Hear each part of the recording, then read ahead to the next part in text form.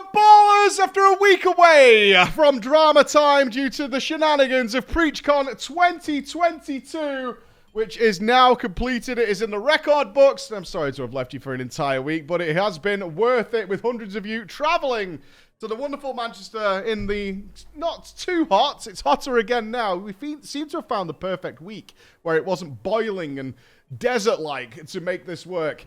But we did it. We succeeded. Lots of pictures all over Twitter and Discords and things like that, and videos of everything from karaoke to me being dressed as the Mandeville Man. Thank you, Isaac, for that. Something that I now have a year of revenge to work on in order to make that work. And I will. But not only that, this week has been amazing with the 6.2 Final Fantasy Live Letter being an absolute... We just finished watching it as we're recording this. 3.5 hours of pure, unadulterated content. And you can see how shiny I am. It's 34 degrees here right now. It is red hot. It is good. Karaoke was poggers. Yes, it was a whole thing. We went to the casino. We went to a rock night out. We did a lot of stuff. Alton Towers visits, the whole business with everybody. It was great, and I look forward to 2023 even more. We have looked at hiring a castle for us all to stay in, but apparently all the castles are too small to house us all. Bit of a shame. Bit of a shame. But one rule that has been made abundantly clear is we can go nowhere where there is sunshine for fear. For fear of what the sun might do to many of our precious audience here. It would be an absolute disaster if they were to be caught in open sunlight. They would melt or simply burst into flame the moment that the UV rays hit them, and they would be crisped, even if it meant we could all go to like a water park together or something along those lines and get a wonderful beer. But that is the nature of what it is. You were all out in the sun during PreachCon. You were all sat outside. You were all there. Ladies and gentlemen, that's why you're here. That's not why you're here today. You're here today to be regaled with stories of the weird and wonderful that happens in our wonderful online world, with everybody with a different name to hide behind anonymity as to who is controlling that mouse and keyboard, and we celebrate that, and we fear it with drama time as we head into our tales today, where somebody is claiming to be the potentially new king of drama. And also, as always, raise your gavels, live audience. Somebody has requested judgment.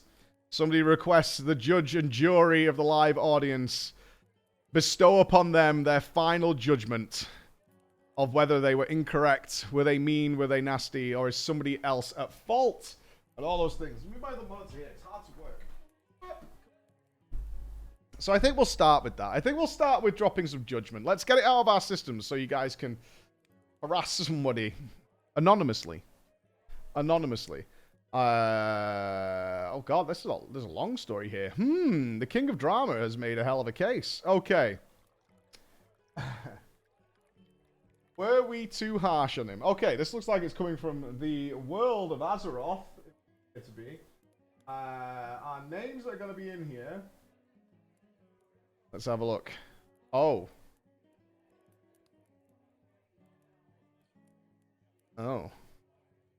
There's no names here, Bex. I've got Officer, his brother. Does this need no names? And Gimpy. I've got Gimpy. Oops.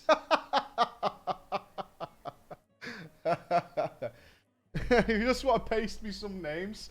Yeah, I've got some descriptions, but I've got no names unless there's a different version, like an edited version. But we're keeping Gimpy regardless. So for now, I'll leave that blank while Bex has a look at what's going on. Until then, we will fill in the names with the blanks. Here we go. Dear Preacher. The names are in... Oh, you just didn't change the front bit. Okay. Dear Preacher and all you fine, wonderful folks in the chat. Guilty. I come to you today with what will likely be my final ever Drama Time submission. You may remember me. I wrote you a story a very long time ago when I submitted a tale about the Gnome Roleplay Guild. Since then, I've played World of Warcraft for quite some time, and now I bring you a tale from the beginning of the Shadowlands. It involves a new member of our guild, a Pandaren warrior, Gimpy. And the thing that you need to know about Gimpy, he could not complete Torghast level 2. Oh dear. I have felt bad about this entire experience that I'm about to share with you since that day. And I request the gavel. Was I an asshole here? I'm not sure. And I promise to you, the audience listening to this tale right now, I have tried my absolute best to give you a realistic account of what happened. Where I was nice, where I was not. And I will explain that my ego was at its absolute highest at this time. And since this moment, it has grounded me, and I have chilled out in the game. Okay, claims a personal redemption story. Claims he doesn't need our guidance to get his redemption. After, of course, the smouldering wreckage of BFA, my small group of friends, my little guild, and I decided to reform our roster. Create the perfect social raiding guild. Oh, we need a name from our live audience. We need a guild name. We need a name for a perfect utopia of social raiding. That's what we need. And it's going to be the Fighting Mongooses, the Jelly Crew. The Jellies. Yeah, I suspected this. The Jelly Bellies. All right, we'll go with the Jelly Bellies. God damn it. The guild was called the Jelly Bellies. Our plan was to get a good group of pals together, friends who knew how to play the game, easily smash through heroic content, and probably do a few mythics too. The main goal was to do away with the normal trappings of raid guilds. Obsession with logs. None of that. Obsession with numbers. None of that. Strict, unnecessary rules. There'll be none of that. And of course, in such an environment, we will naturally be free of drama. We even went so far... Oh no. We even went so far that we decided we will not have a raid leader. The plan? We'll just work it out together as a team. Now, as I'm sure you're realizing, this did not work. Didn't work very well at all. So, here we go. We're gearing up through Castle Nathria and found ourselves with some roster issues. We didn't have anyone actively recruiting because, hey, we're all just in it together, right, guys? So we decided to just pug lots and lots of players every raid night. After a few terrible, terrible raids following this process, we decided maybe I should do the recruiting and I should be in charge of that to get us some players. And the conversation went something like this between the central members of the guild. How are we going to recruit people?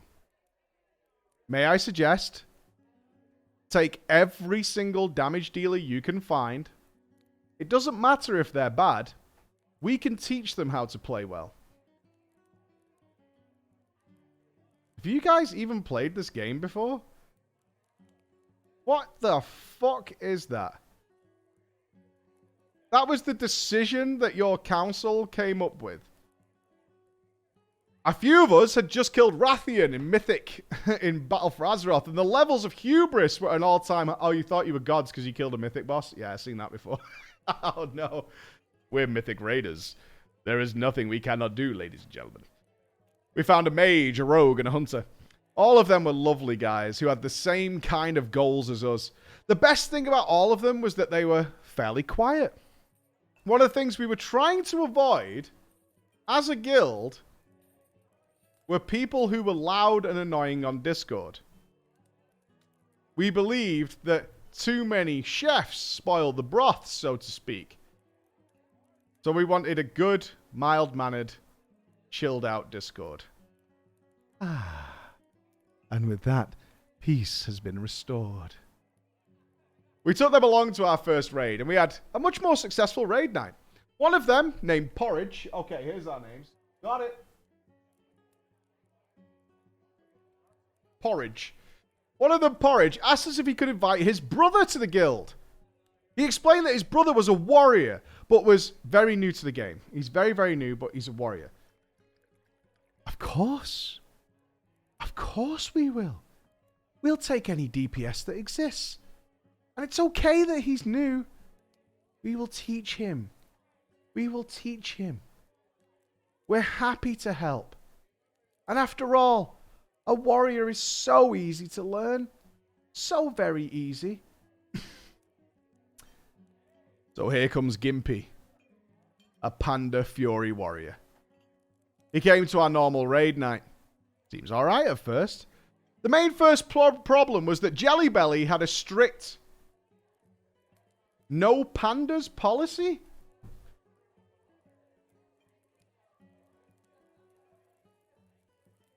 You an RP guild? What? They didn't say they're an RP guild, right? No panda policy?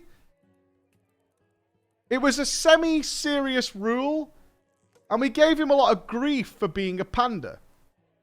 A separate note here, the Jelly Bellies also had a transmog policy.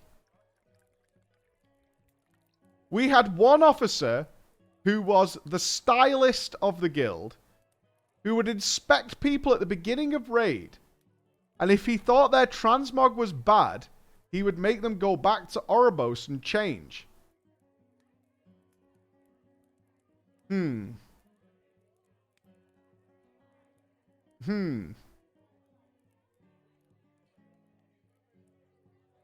Okay. Little weird.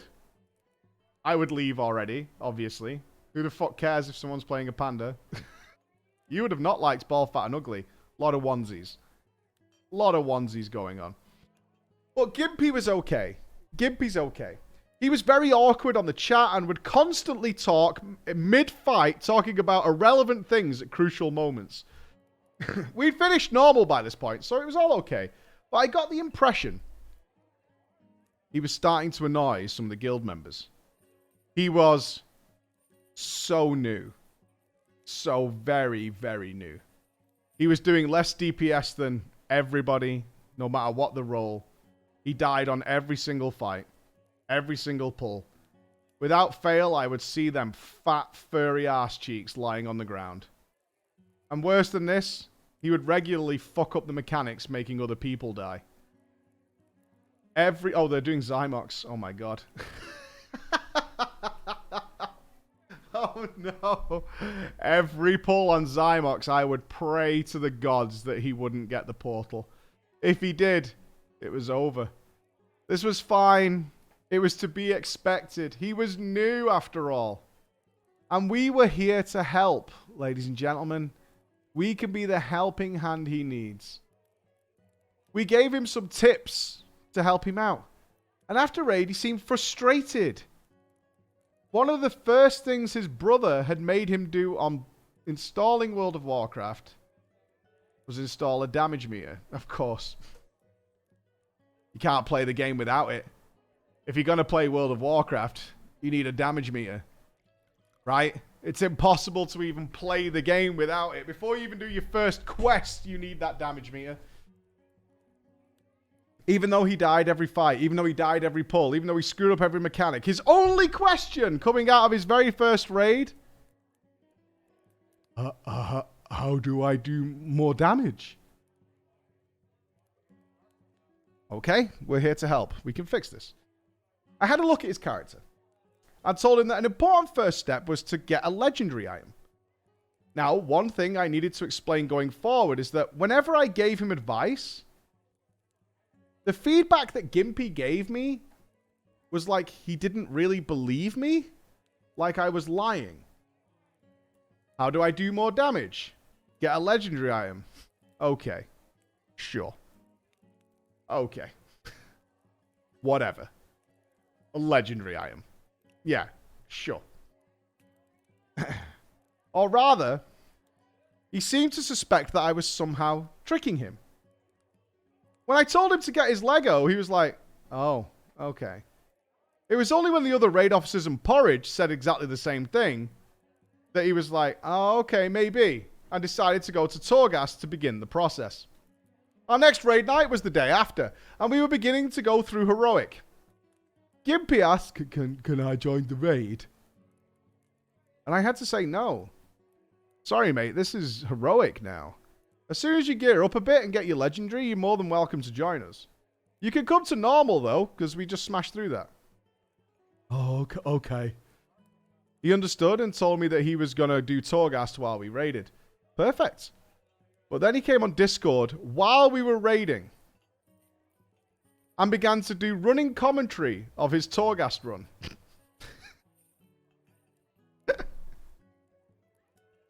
Hey, guys.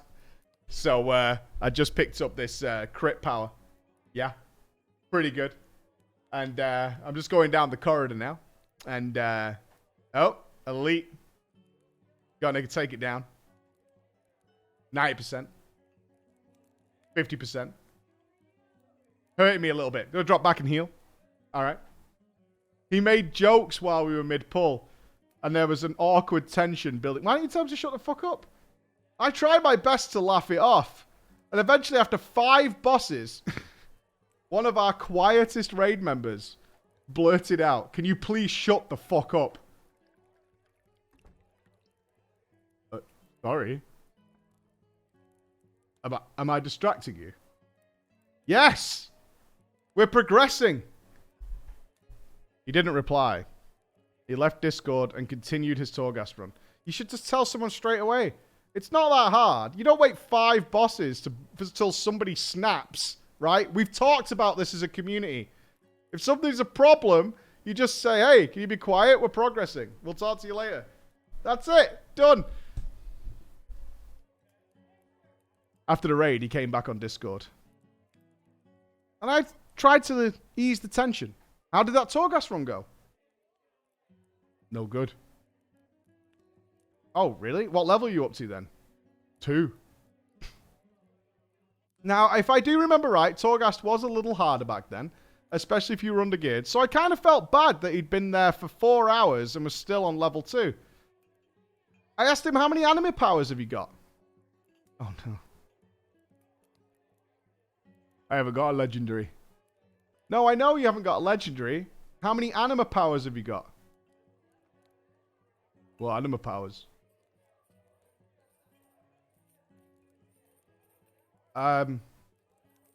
So I explained what I meant.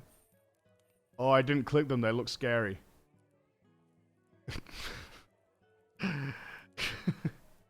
I tried to explain that the whole point of Torghast, not wrong, they do look like they'd explode. If you didn't know what they were, you would think they would explode.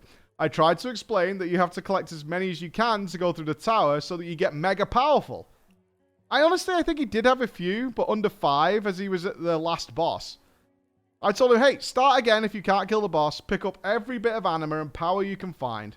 And he disappeared off Discord. Whilst me and my officer pal, Cassia, did Mythic. Mythic Plus. We found it very funny that he was struggling, but also understood he's a newbie. He doesn't know about anima powers. He doesn't know what Torghast is.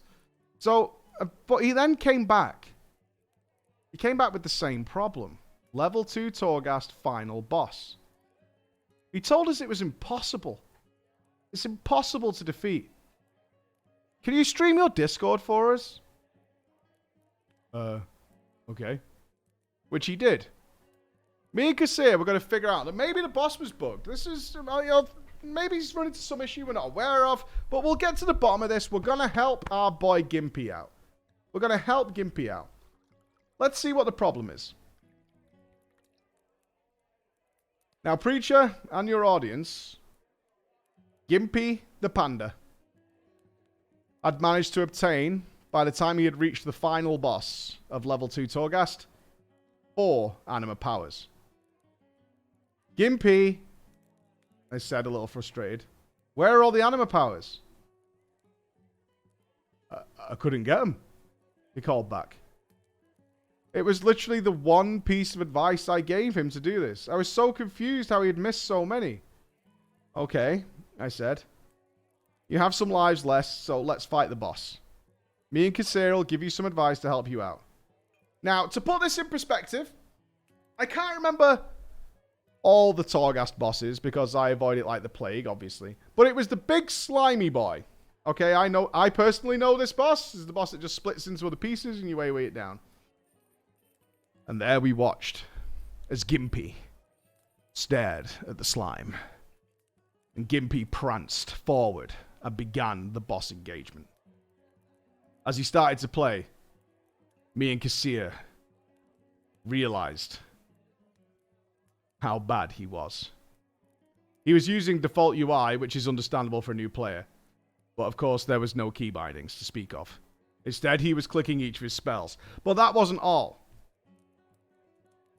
He decided to spread his spells out across different bars. And was oh, sweet Jesus, fuck. He was pressing the little arrow to scroll between the bars.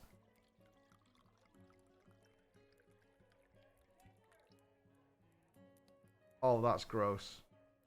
That's disgusting. That's actually disgusting.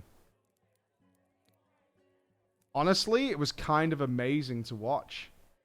He would click a spell, then scroll to a new bar, click another spell, and then scroll back to the other bar. Now, I don't think this is my fault or Coeurl's fault, but we both started laughing our fucking asses off on Discord. I know it's mean. I know it's mean, but if somebody stabs you with a pin, you probably yelp out in pain. It was uncontrollable. There was nothing we could do. The slime, of course, quickly dispatched our friend Gimpy, and we were left with one final chance. This time, we prepared our fledgling raider for the task at hand. We went into his spellbook with him and added vital spells to his bars, such as Execute, Bloodthirst. I don't play Warrior, but I took a look online for a vague rotation and tried to give him some tips. He didn't like this. He exclaimed that he knows his rotation. He's not an idiot.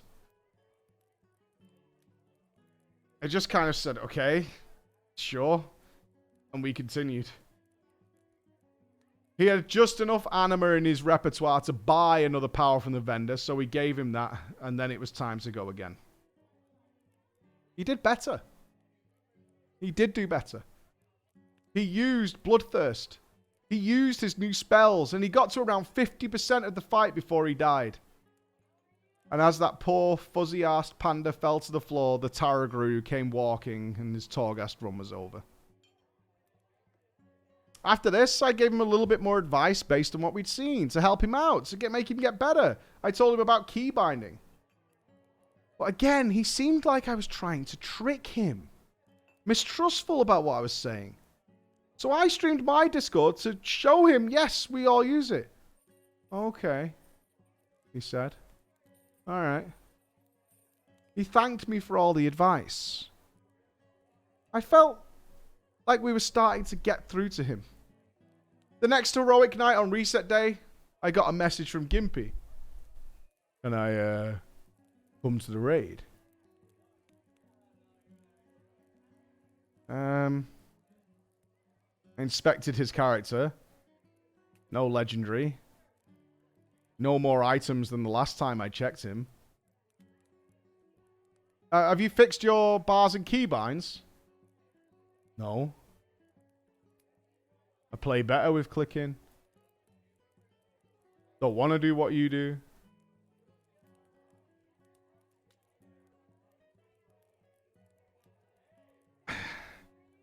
I'm sorry, dude. Like, you've not changed anything since last week. You need some better gear, and then you can come with us. You need to get your legendary.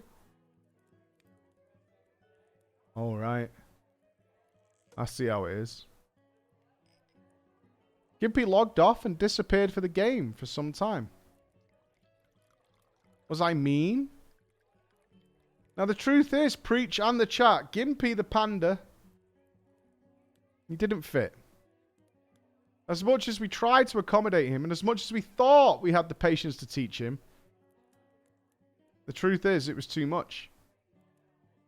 No one's got that amount of time. The open invite thing our guild was doing ended up being a disaster. And sometime in the midst of all that mess, Gimpy left the guild and went his own way. Nobody was sad to see him go. The other guild members didn't like Gimpy at all. And as much as I tried to be accommodating, it just didn't work out. I find myself sat here writing this to you, wondering if I could have done something better. I had a mission, I had a goal. But I was thinking about doing harder content.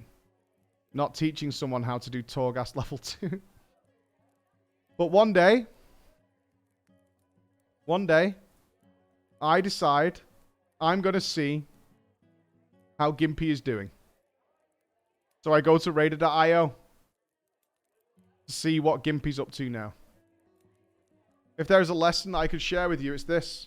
Gimpy, the panda, has Keystone Master. He has ahead of the curve. And I ended up getting in contact with him, congratulating him on his achievements. But he told me that he didn't want to raid or do Mythic Plus anymore, and that he just liked collecting mounts. I instantly forgot how many mounts he'd collected, but it was ridiculously high. He was really enjoying collecting mounts. I can't remember all of our conversation, but at one point he said this. I hated your guild. I didn't like anyone. Every single one of them were assholes to me except you. I felt pretty bad considering he was and still is the running joke of the guild. And I admit I had laughed along with the rest of them. So I come to you all now. Mike, audience. Was I an asshole? Could I have done more to help him? Judge me. Even though I feel a bit bad about the whole thing, I will never forget that derpy panda dying in Torghast over and over again. Thanks, dear Preach in the chat. I've loved being a part of Drama Time over the last few years. And I thank you for the stories. No, you're not an arsehole. Innocent. No. No. You were naive is the word. Not an arsehole, naive. You were naive. You thought you were the king of the mountain. And unfortunately, that was not to be the case. He wasn't ready yet. What's the first... Oh, many of you won't remember this. If I have people bullying me, but okay. Look, all I'm saying is, there was a time when I used to go into dungeons early in my YouTube days and announce that I was here filming stuff for guides. And I stopped that very, very quickly. What I did discover is that when people want to get better, they will ask. They will ask you questions. They will ask. And then perhaps you can get somewhere. You can't force being good on people, because that is not going to work. And plus, Gimpy's shit anyway, so...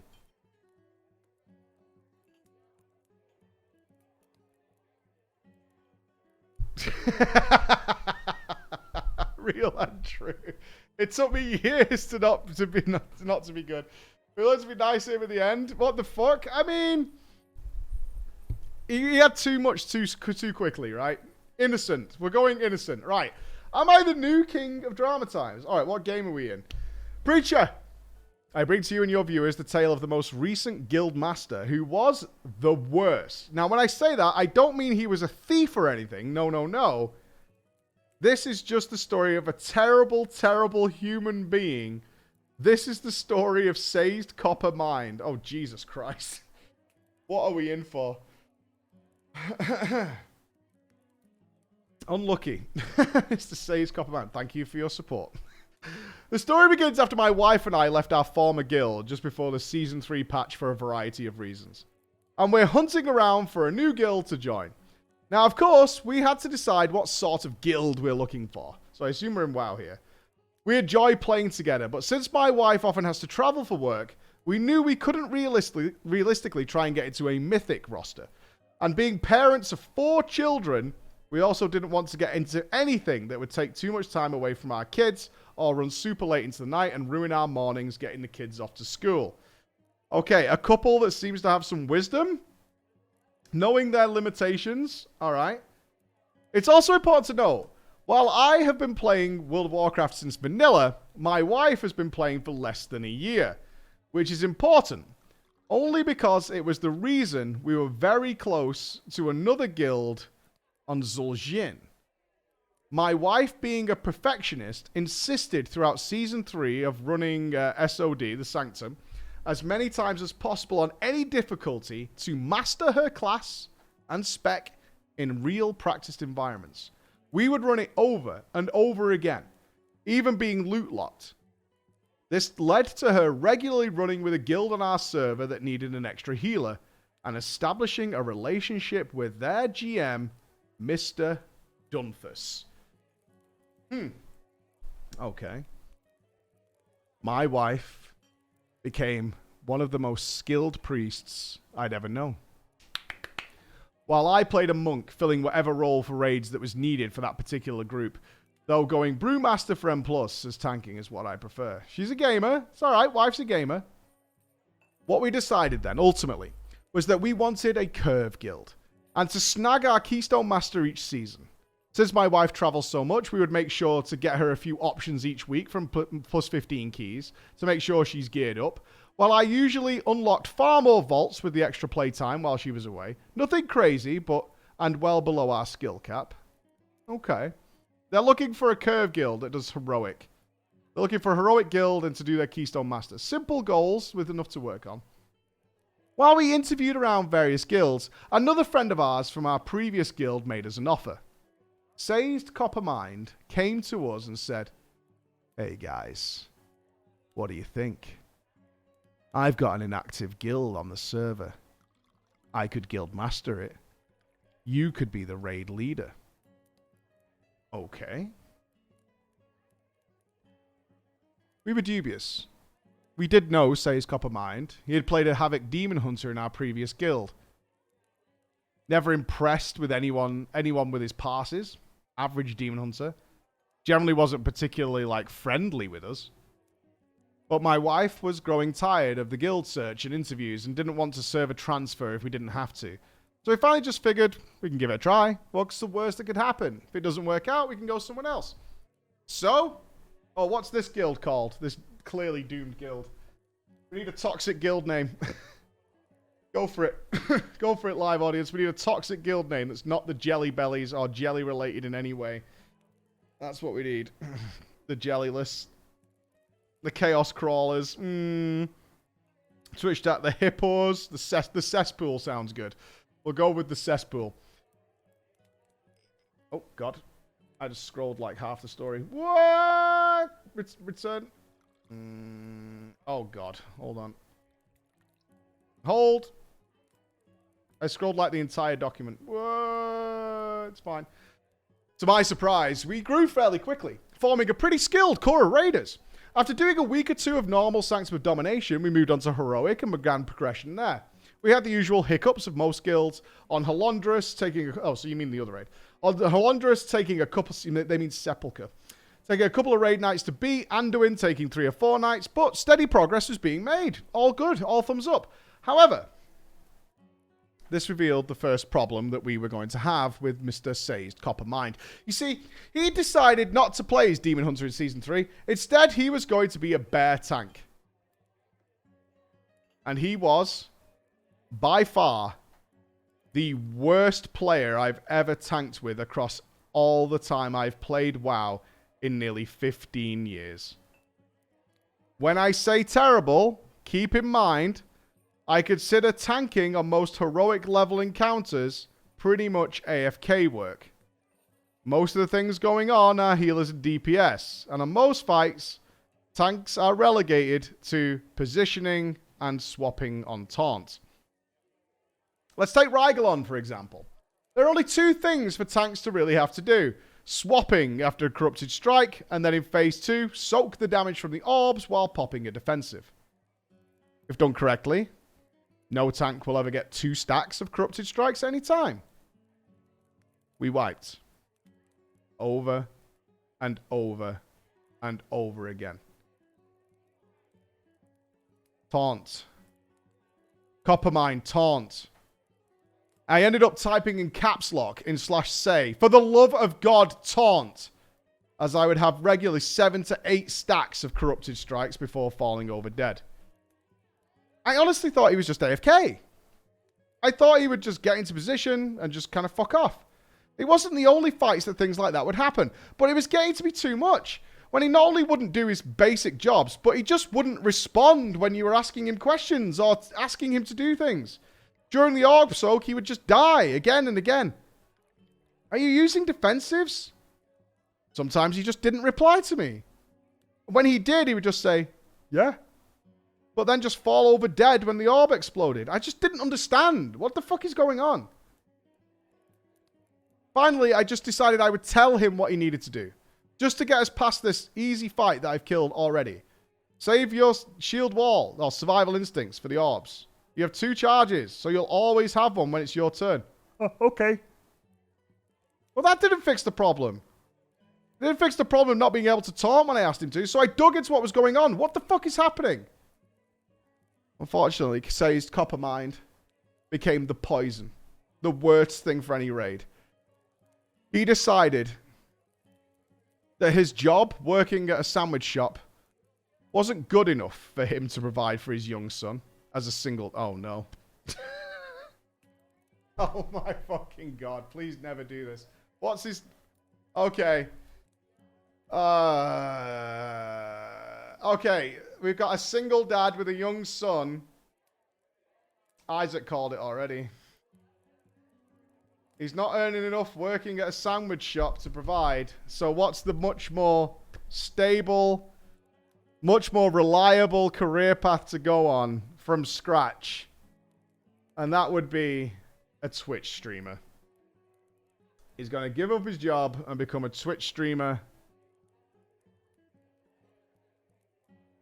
Because as we all know, as soon as you install OBS, someone just donates £100,000 and you're set for life. That's how it works. This wouldn't have been a problem. But of course, now we could see his screen. Now he was being recorded. And what we found out is the reason that he wasn't replying to us or doing anything is because he wasn't watching his screen and he wasn't even hearing us. He was just talking to his one chat member the whole time we were raiding and just ignoring what was going on. He wasn't a great tank to begin with, and this turned him into somewhere below, I don't know, roadkill as an effective meat shield. Now that's me. To make things worse, he would become frustrated with bosses not dying as quickly as they should have. And in order to, I don't know, maybe be the alpha on a Twitch stream,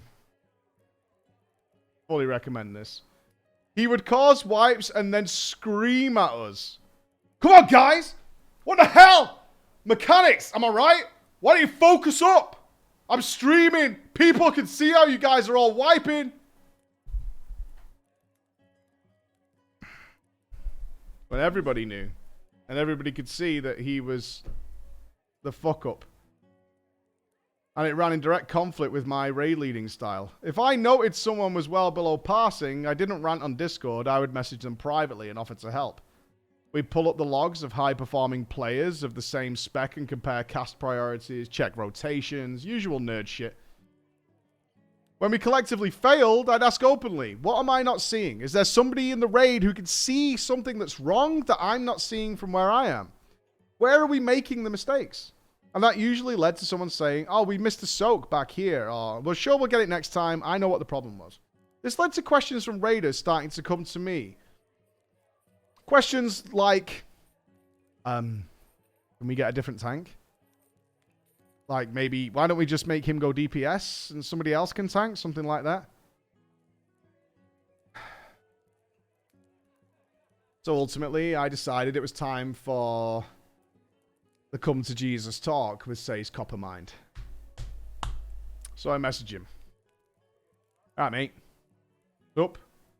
Look, I know your stream is important to you, but it's becoming a problem with the way you're playing during raids. I really have to insist if you're gonna stream during raids that you minimize the chat at least, so you can focus on what's going on, especially during progression. Otherwise, I'm just gonna have to ask you not to stream at all during our raid progress.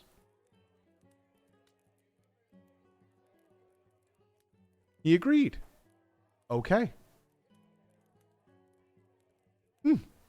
And the next raid went better, at least for a little while. The whole time, we're also raiding with our friends on a different server, and they're making progress in Heroic as well. Now, the thing you have to know about that guild on the other server and its GM Dunthus is that she's the nicest person. Like, disgustingly nice. Like, the kind of nice that makes you feel like a bad person because you only rescued a child from a burning building that day. I mean, that's great, but you're still not as nice a person as Dunthus is. It's gross, honestly. She's so nice, it actually makes me a little uncomfortable. But one day, my wife... Oh, God, is he a creeper? Oh, Coppermine, please. Well, he has got a stream now, so every girl should be on her knees constantly. My wife turned to me from her computer and said, can you get in this conversation with me and Dunthus? I did, and I was horrified to find that Dunthus in considerable duress. Like, super upset. The story would unfold that I'd seen her and Coppermine flirting a little. They had, in fact, started a small online romance. At least the flirting had gone on for a couple of weeks, but Dunthus had decided it wasn't the best or healthiest thing for her and called it off. I didn't blame her, as apparently as soon as they started discussing it,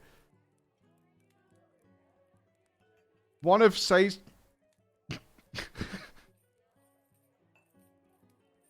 I didn't blame her, as apparently as soon as they'd started discussing an online relationship, one of Say's Coppermine's earliest questions was, how would you like to be mother to my son? How would that sit with you? Wow. I mean, red flag? That's the red flag.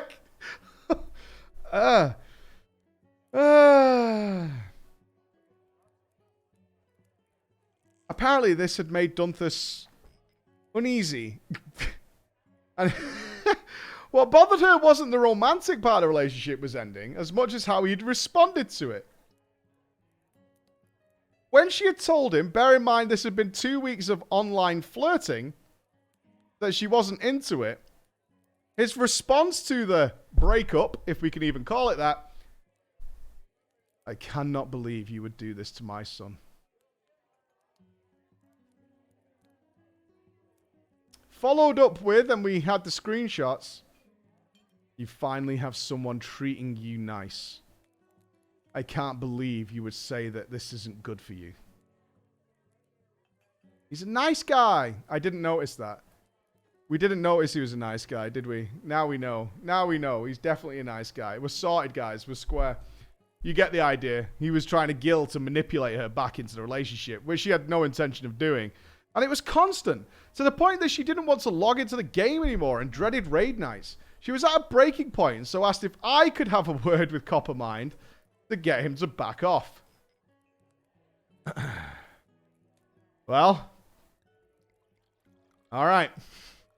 I'm going in.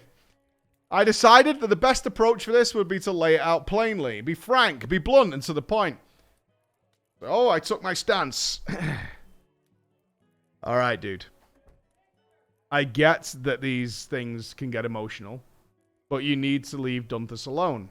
It's becoming a real problem, and you need to give her space and not try and pursue her in a romantic way anymore. Of course, our boy Coppermine didn't know I had all the screenshots. And his response was, who the fuck is Dunthus, mate? Oh, yeah, mate. Yeah, it didn't happen, so I just left her alone entirely. Not spoke to her since, you know what I mean, mate? I haven't done fucking nothing, me, mate. Nah, mate. Nah. You know what it was? She was minging and all, you know what I mean? In fact, I dumped her. Yeah, I did. Yeah, I dumped her, mate. Yeah, fucking, as soon as I saw her face and that, I was like, you're rank, and just left her alone. Yeah, know what I mean? Wouldn't touch her with like a dog stick, mate. Not going near it. Well, when I heard that from him, I just decided, all right, whatever. Let it go. Hoping, of course, it would really stop. To my surprise, he did. For a bit. So I started to know I had a big problem. Our guild master, Mr. Say's Copper Mind, is a fucking douchebag. He's a shitter at the game.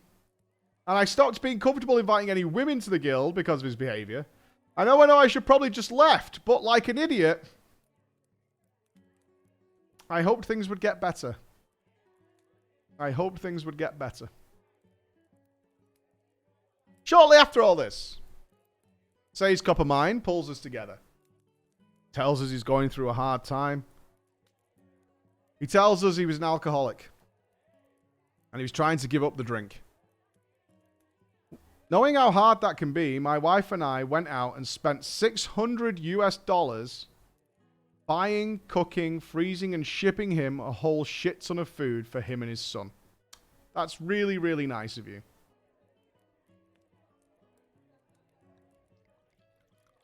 It wasn't a lot, but it's more than I'd ever done for an online friend before. And we figured at least we wouldn't have to worry about the son, who was in the middle of all this, while he was struggling with detoxing. Hey, they care about the kid. It's about the kid. There's a kid involved. But then Say's Copper Mind sort of disappeared. It's still looking to raid nights and fell back into his old streaming habits. Still raged at raid members when we wiped, but was largely absent from the guild otherwise. We were friends on the battle swag, so I could see what he was actually doing. He was playing in the EU. Apparently, he decided to enhance his streaming career. And a couple of the viewers he had brought on were EU viewers. So he started playing over there to play with what he described as his community. A lot. Like, a lot. 12 hours a day sometimes playing on the EU servers. And one evening, one of the members commented that we'd been abandoned by our own guild master. Oh yeah, you remember when I went and played in the US all day and abandoned everybody? Do you remember that? Me neither. It was time for yet another fucking talk. Say's Copper Mind. I explained that he'd taken on a couple of big things, being a GM and being a streamer. Individually, they were fine, but now that we were coming into conflict, can you bring some priority back to our North American guild and not make the guild feel abandoned? Okay. And he did start logging in a little more on our side of the pond, bringing several of his EU friends to play with us. Oh, of course. I wasn't particularly excited about this, and at one point, Dunthus had messaged me saying, "Are you watching Say's Copper Mine stream?" No. I barely ever look at it after I first saw what he was doing. He's a shit streamer and a shit player. Oh my god, Dunthus said. Excuse me. He's literally falling out of his chair, laughing and joking about assault? Are we safe here, Bex? Assault? What the fuck, I asked, being dumbfounded. Have never found the topic of assault to be of huge comedic value. Yeah. I had to turn it off. It was so bad. Like, not funny at all. Just gross. Just laughing about female assault. What a douche. So I didn't particularly want the people from his stream joining us in North America, as apparently that was the kind of stream he was cultivating. Ah. He's attracted the Twitch dregs.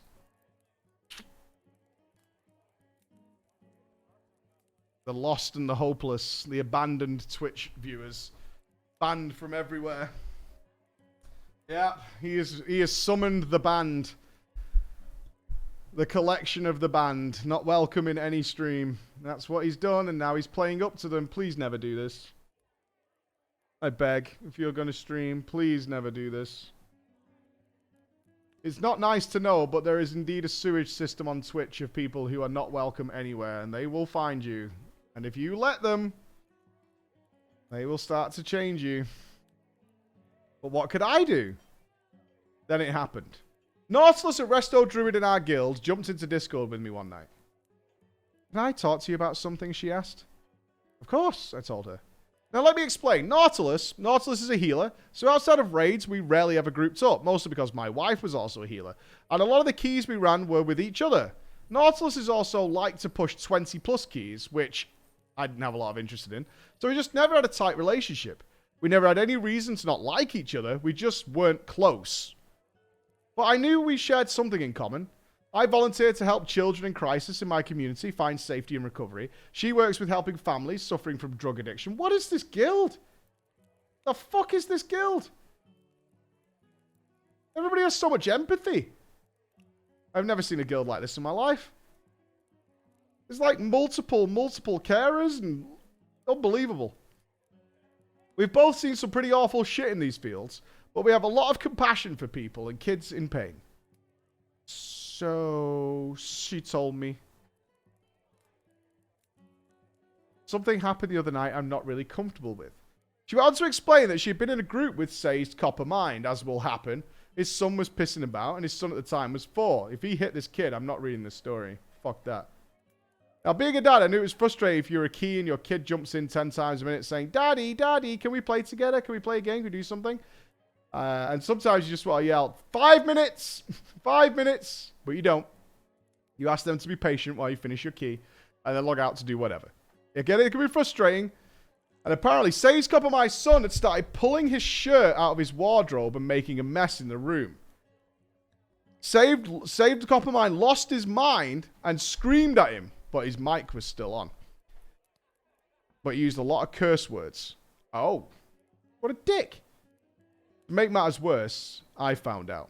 Says had started relying on his new EU girlfriend to babysit his son while he streamed and played WoW.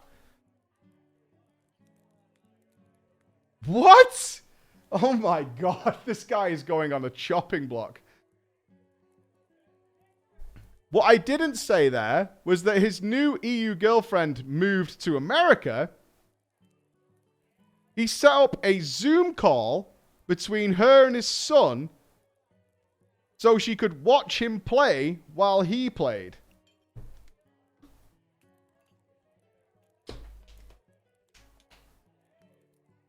This fucking guy. This fucking guy. Now, Nautilus was not having any of this, but didn't feel like she could talk to Sazed about it because he clearly is a maniac. Would I do it? Well, remember what happened to Dunthus before? Yeah, it happened again in the same response. I don't want to log in anymore. The game just causes me anxiety thinking he might whisper me. I'd had enough. And my wife and I decided we should start looking for a new guild. I did, out of obligation, have to address the language and the story that happened with Sazed. If nothing else, out of concern for the child. Wasn't me, mate. Didn't do it. Don't know what you're talking about. Was, of course, the response. This was followed by him trying to play... Oh, my God. This was followed by him trying to play the nice dad card. Immediately after our conversation of him denying anything happened that people saw, heard on the microphone, he flooded Discord with pictures of him and his son in happy times, proving that he was the best dad of all time. That's a normal thing to do. That's very normal. That's very normal. Yeah, like, proven. Point proven. And then, just as I was about to quietly say my goodbyes and G-quit, this Sazed Copper Mine logged in. I received a message in the pink. We have a problem. Oh? I asked. He then said this to me. I don't know if you've noticed. Things have been getting pretty toxic around here lately. My community isn't being welcomed like they should. And now people are being mean to me. I'm the guild master, and I'm not getting any respect. I'm going to call a guild meeting. He scheduled a meeting for Sunday night, and I made a decision. I wasn't going to let him get away with it, and people needed to know that this guy could not be trusted. So Sunday rolls up. And at the meeting, I let Coppermine go on for about half an hour about the toxic environment. He then put on display for us that is his big plans for Season 4. He had decided, given his now dedicated time to gaming being a streamer, he was going to compete in the MDI trials. And then he asked if I had anything to add, as I, of course, was the official raid leader. And thankfully, I had prepared a speech. And it went a little something like this. So on this toxic stuff, I think we have to acknowledge is the most toxic person in the guild is you, Sazed. You are a shit tank. You're yelling at the raid, yelling at your kid, and your harassment and manipulation of every woman you come across. I won't invite women to the guild because I know you're going to harass them. You're literally the worst human being. You're awful. And you're creating a cesspool guild. I'm not going to be a part of it. I don't think anyone of any quality should. And you should take your little guild and shove it up your ass. Dunthus, by the way, and I remind you all, the nicest person in the world, chimed in after me saying, I don't want anyone from your guild in our raids ever again. Sazed, you are a real piece of shit. Several others had their say until Sazed asked, with his voice actually cracking, Does anyone want to say anything about sticking around? Giving me another chance? No one replied. When no one said anything, he asked to speak with me privately. Said I should have the respect to discuss it privately with him. In front of everyone, I said, I have no respect for you. I was done with him lying, manipulating and deflecting while I went through a G-quit on all 12 of my characters. We left and decided to join up with Dunthus, along with several other members of the raid group on the different server. I would hear the next day that Coppermine went into Discord to ask a clique of guys if any of them wanted to take over the guild, and he would go back to being just a member. No one wanted it. They told him they were already leaving, they just hadn't moved yet. By the following day, Coppermine had unfriended every person on his battle tag, even people not in the guild, and deleted every VOD from his stream. Now, I lay this story down before the illustrious court for your judgment. I don't think we need judgment. I don't seek a ruling on my behavior. I know what I was guilty of. I should have been more proactive in following up and making sure he wasn't going after more women in the community. I should have been more outspoken about my views of his neglect of his son. No, you should have got rid of him. And you don't know. No, this is incorrect. This is incorrect. You make him go away. He's the problem. He's the problem. Not how you dealt with it. I mean, that is wrong. It's not his fault. You need to, yeah. Just don't worry about trying to fix it. You're not trying to fix this situation. In a lot of ways, I helped enable him. I don't think that either. You tried your own way and failed in my job as an officer to ensure our members were safe. I carry that guilt and apologized over and over to those in the community who were hurt. And Preacher, I know you may say it would have been better to go with my original plan and just gone away. Not you leave, him leave. I would have asked him to go. But I disagree. He couldn't be left unscathed to continue where he was. Yeah, you leaving doesn't fix anything either. It had to be stopped. And in the light of the day, everyone could decide for themselves to stay or leave. So let me ask you this. Is this possibly the worst GM on Drama Time? I know others have earned the title before with their racism and such. But I would argue Say's preying on women, abuse and general neglect of his son earning the crown of the most guilty ever. Thanks for reading my story, and I thank you for all the hours of Drama Time. He's definitely up there. He's not the king. I recall a story many years ago of somebody who was worse than this, who had 2 kids, but they were older, like 15 or something, and that guy was a fucking absolute maniac. I think he smashed up the PCs, and they ended up throwing something around, but he's definitely up there. He's in the high court. He's in the high court. I don't think he's the number 1. I'd have to go back and check the archives, not that I particularly want to, from from all those years ago. I can't remember what year we told that story, but he's a douche. He's a turbo douche for sure. What a jerk face. But don't blame yourself.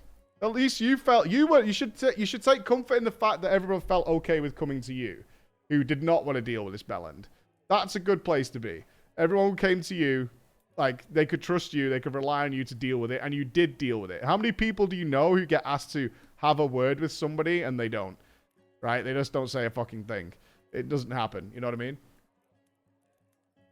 So take some comfort in that. Take some comfort in that. But yeah, there you go. A lot of people like that. Yeah, I'll talk to him and just hope it goes away. You're a good dude. You're a good dude. What I would have tried to do is move everybody away. I would certainly have not had it privately yeah, if someone was doing this to people in the guild, I would have dealt with it in a different way. Used to do an end of year drama time awards. I don't remember them off well enough after we tell the story, unfortunately. But it's time to go and see my dog. That does bring us to the end of drama time for this wonderful stream today. What a massive, massive day it has been. We will have a stream probably on Sunday. I can't see any reason not. So Sunday morning, probably. Not super early. Tomorrow I'm going to have my day to myself to game and chill out. But we should be back on Sunday. All right? Should be good. And it'll at least be Sunday evening because we have Jesse's wedding and the big party night. If you're at FF14, it is Jesse's party on Sunday. So we will be visiting. I think I have to make an alt to get over there. So I'll have to do that at some point. All right. It's been an amazing day. I think it's been a long, what are we on, like 9 hours since we've been streaming today. But it's been awesome. So I'm going to take my leave. I'm going to go and enjoy my time with my puppy. And I'll see you Sunday. Bye, everybody. It's going to be a good one. I've been provided several stories by our good Lady Bex. In fact, 4 stories have been placed in front of me. And we'll kick off with this interesting one. That is, I promise. I'm not lying. I'm not lying. Which instantly suggests that you are a liar. And there will be one name from this. As always, our names for Drama Time are from our website supporters who aid us every single month in keeping these shows going. And all the research and things that's going on in the backgrounds for some big videos that are coming out to you very shortly. And our name will be Sandman Slims. Somebody who several people at PreachCon will now be very au fait with, having drank with him and partied with him in many ways. So Bex has selected Sandman Slims to be a part of this story. Yes, we love the Sandman. We love the Sandman. And curiously enough, as a little side note of Mr. Sandman Slims, he has requested that I build his brand new PC. And we will be doing that in the future. And I have some leeway on what will be inside that PC. So I will be constructing his brand new machine. And he has given me some flexibility on what will be in it. So that should be fun. We'll be looking forward to doing that. Alcohol cooling. Yeah, we'll see. We'll see. Actually, I need to talk to Nups about that later. But yes, we will be doing that. Will there be a microwaved egg? I don't know. I have free reign. Okay. I promise I'm not lying. Let's get into today's story. Hello, Preacher, the lovely Bex, and of course, your wonderful, wonderful live chat audience.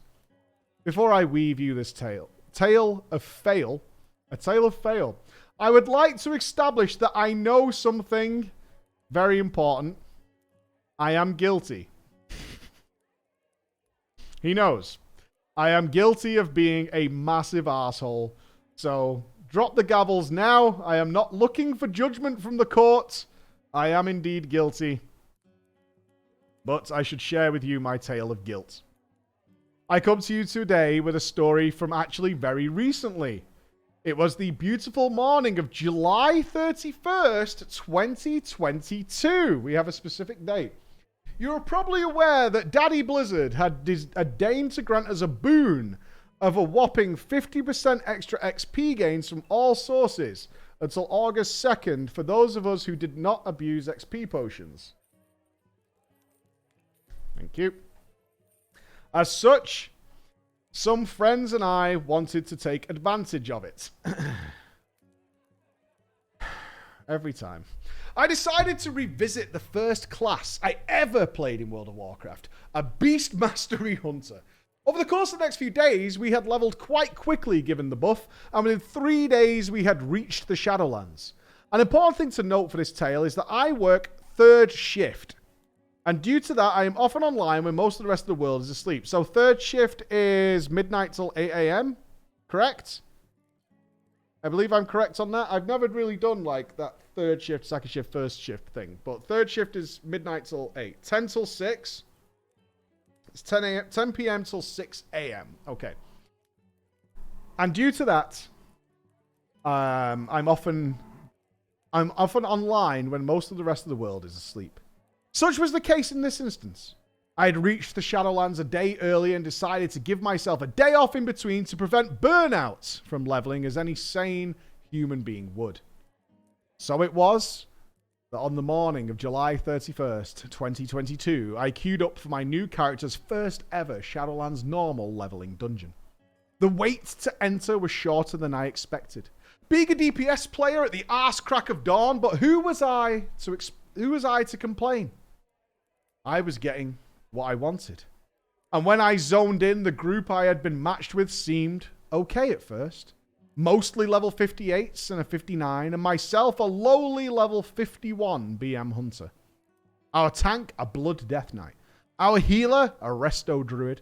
As for DPS, it was me on my BM Hunter, a Fury Warrior, and Sandman Slims, a Destruction Warlock. I wasn't worried. Why would I be? A leveling dungeon?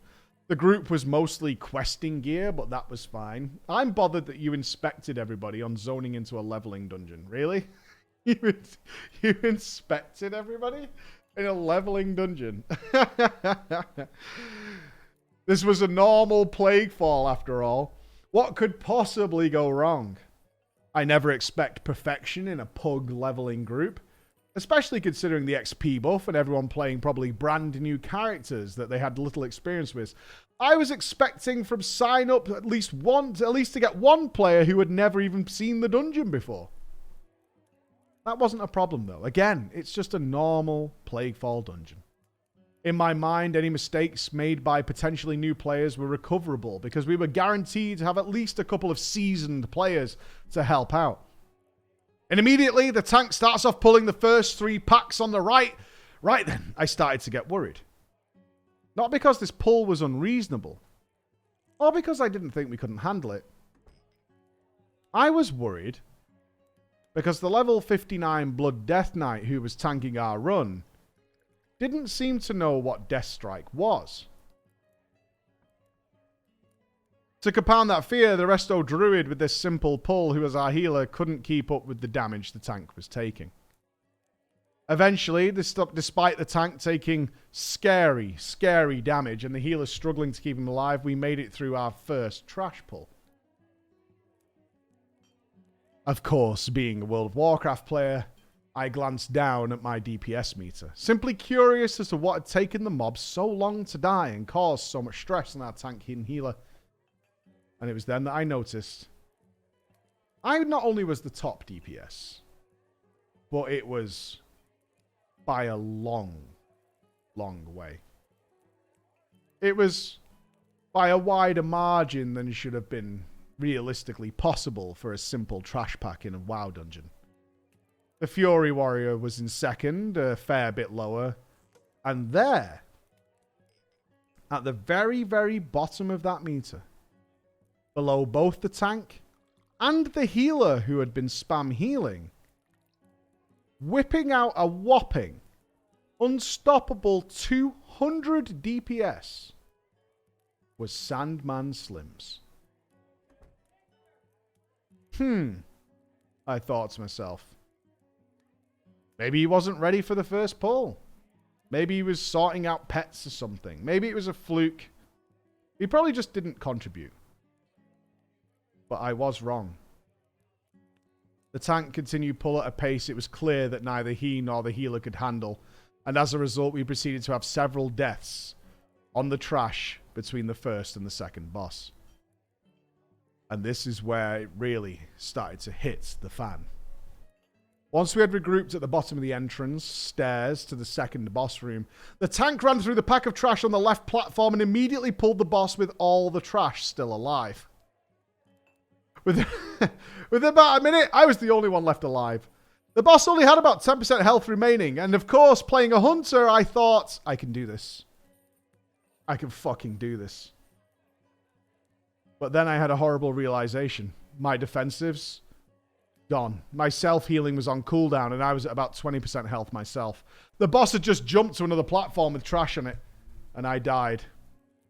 It's just 2% left on the boss. We released. I started to run back. An important side note here is that during the combat with the boss, I didn't see a combat res go off. Now I know what you're probably thinking, you elitist jerk. You're a hunter. Why didn't you use a battle res pet? The sad and frankly embarrassing answer is that I didn't have one.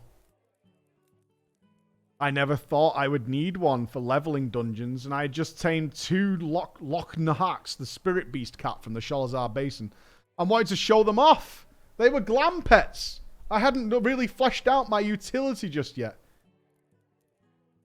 We, of course, had 2 other classes in the run who could battle res, so I asked the $1 million question that would unleash the shit show that was to come.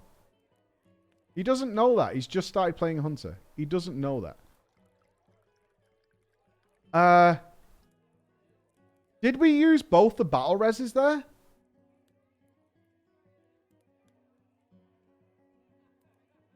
Immediately, Sandman Slims responded. What do you mean? He said. I was getting frustrated at this point with the amount of deaths and time this little normal dungeon was taking us. Replied not with compassion, not with knowledge, but with the 3 dots of shame. ... Thinking that both he and the druid could be new players and not know what I meant, I said, B-res equals battle res. You can use rebirth and soulstone to resurrect somebody while we're fighting. Did you use them all? And they have a DK as well. There's actually a third one. The druid, the death knight, and the warrior, as they had the whole run, remained silent. But Sandman Slims did not remain silent. Soulstone doesn't even work that way, mate. You can't use it on dead players. Besides, I already soulstoned the healer at the start of the dungeon.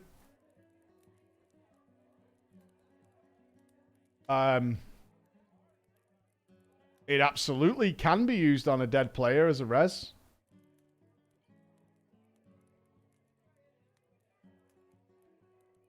Sandman Slims then proceeded to explain to me that Soulstone has a 10-minute cooldown. Can't be cast on the tank as a battle res for 2 reasons, he stated. First, because he had, as he had stated earlier, he'd already used it on the healer at the start of the dungeon, and it had a cooldown.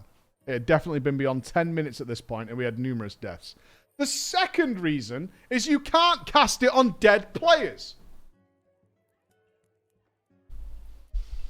Now, those of you who've ever played a Warlock at any point in the last 11 years will know that Sandman Slims is a fucking idiot.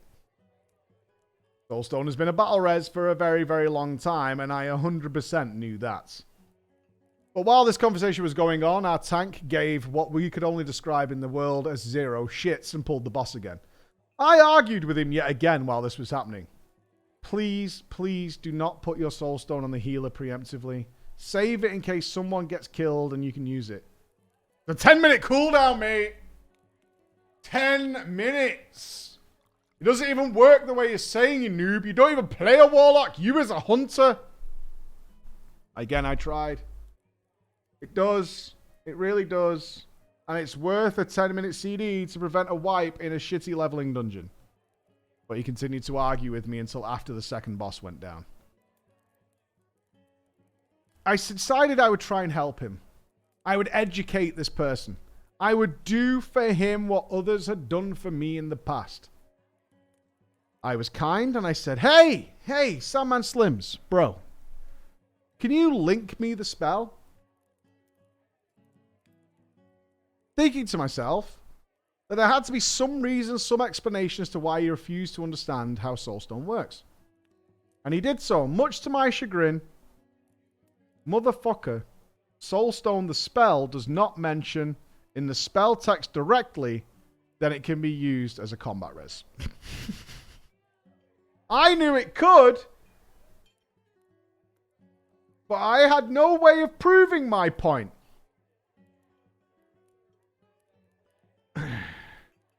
So I did what any seasoned player would do. I'll tell you what. Humor me. Next time someone dies in one of your groups, just try it. And I promise, you will be pleasantly surprised when you see what happens. But he fired back immediately using the power of law. You know how I know you is lying, mate? Because a soul stone stores the soul. Doesn't bring the soul back to life.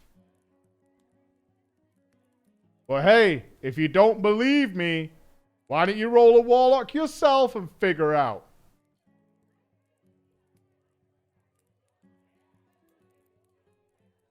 My only recourse at this point was to say, I promise you, dude. I promise you I'm not lying. But he continued. I promise I tried, mate. If it was updated, it must have been in like the last 2 days. That's why I'm like confident. You know what I mean? I explained to him that I had several warlocks, soulstone to res myself and others in Dungeons and Raids just within the last 2 months. He got quiet for a bit at this point. After clearing the third boss, I'm making our way through the trash for the final boss. Sandman Slims, who himself had died yet again, was running back from the entrance. Sorry, mate. Lag. But hey, then again, the soulstone was on the healer, so yeah. I was livid. I'd had enough of this absolute fucking dumbass and how smug he was now being while also being wrong. Call it my inner geek, but this confident incorrectness was driving me mad. So I got toxic. I think what you meant to say was, you're a bad player.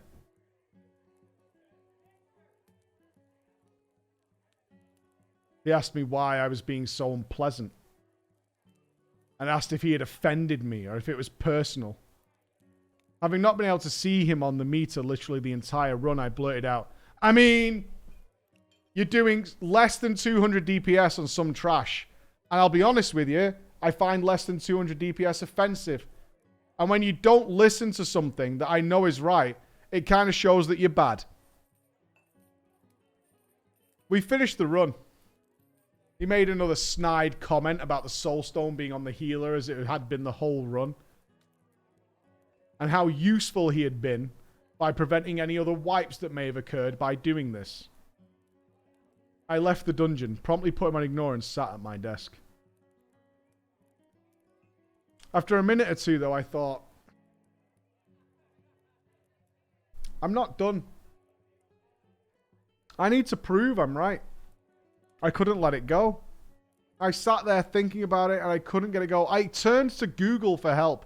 Literally the first result in my search was an article from 2011 when Soulstone became able to battle res people and it proved me correct.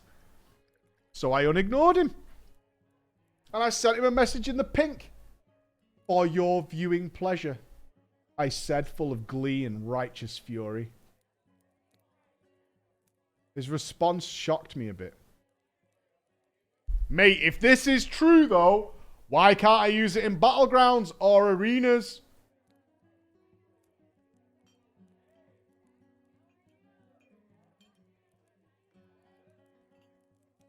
It was at this point I realized what was happening and why he refused to listen to reason. This man was unaware that abilities with a cooldown of 10 minutes or longer were disabled in some areas of the game.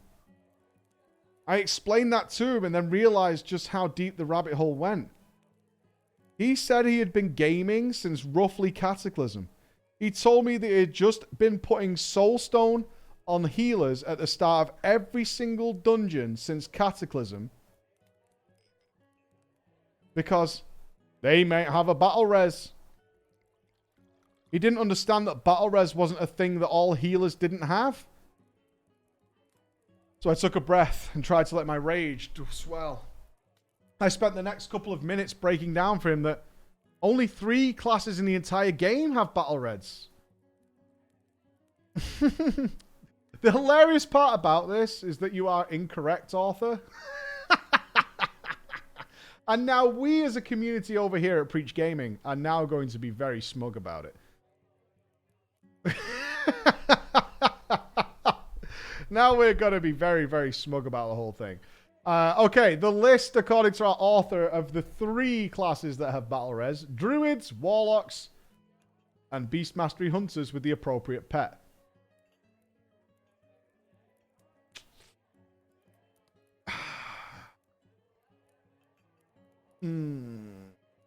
Wrong. Wrong. Wrong. Shamans don't have battle res. They have self-resurrect. It's not the same thing.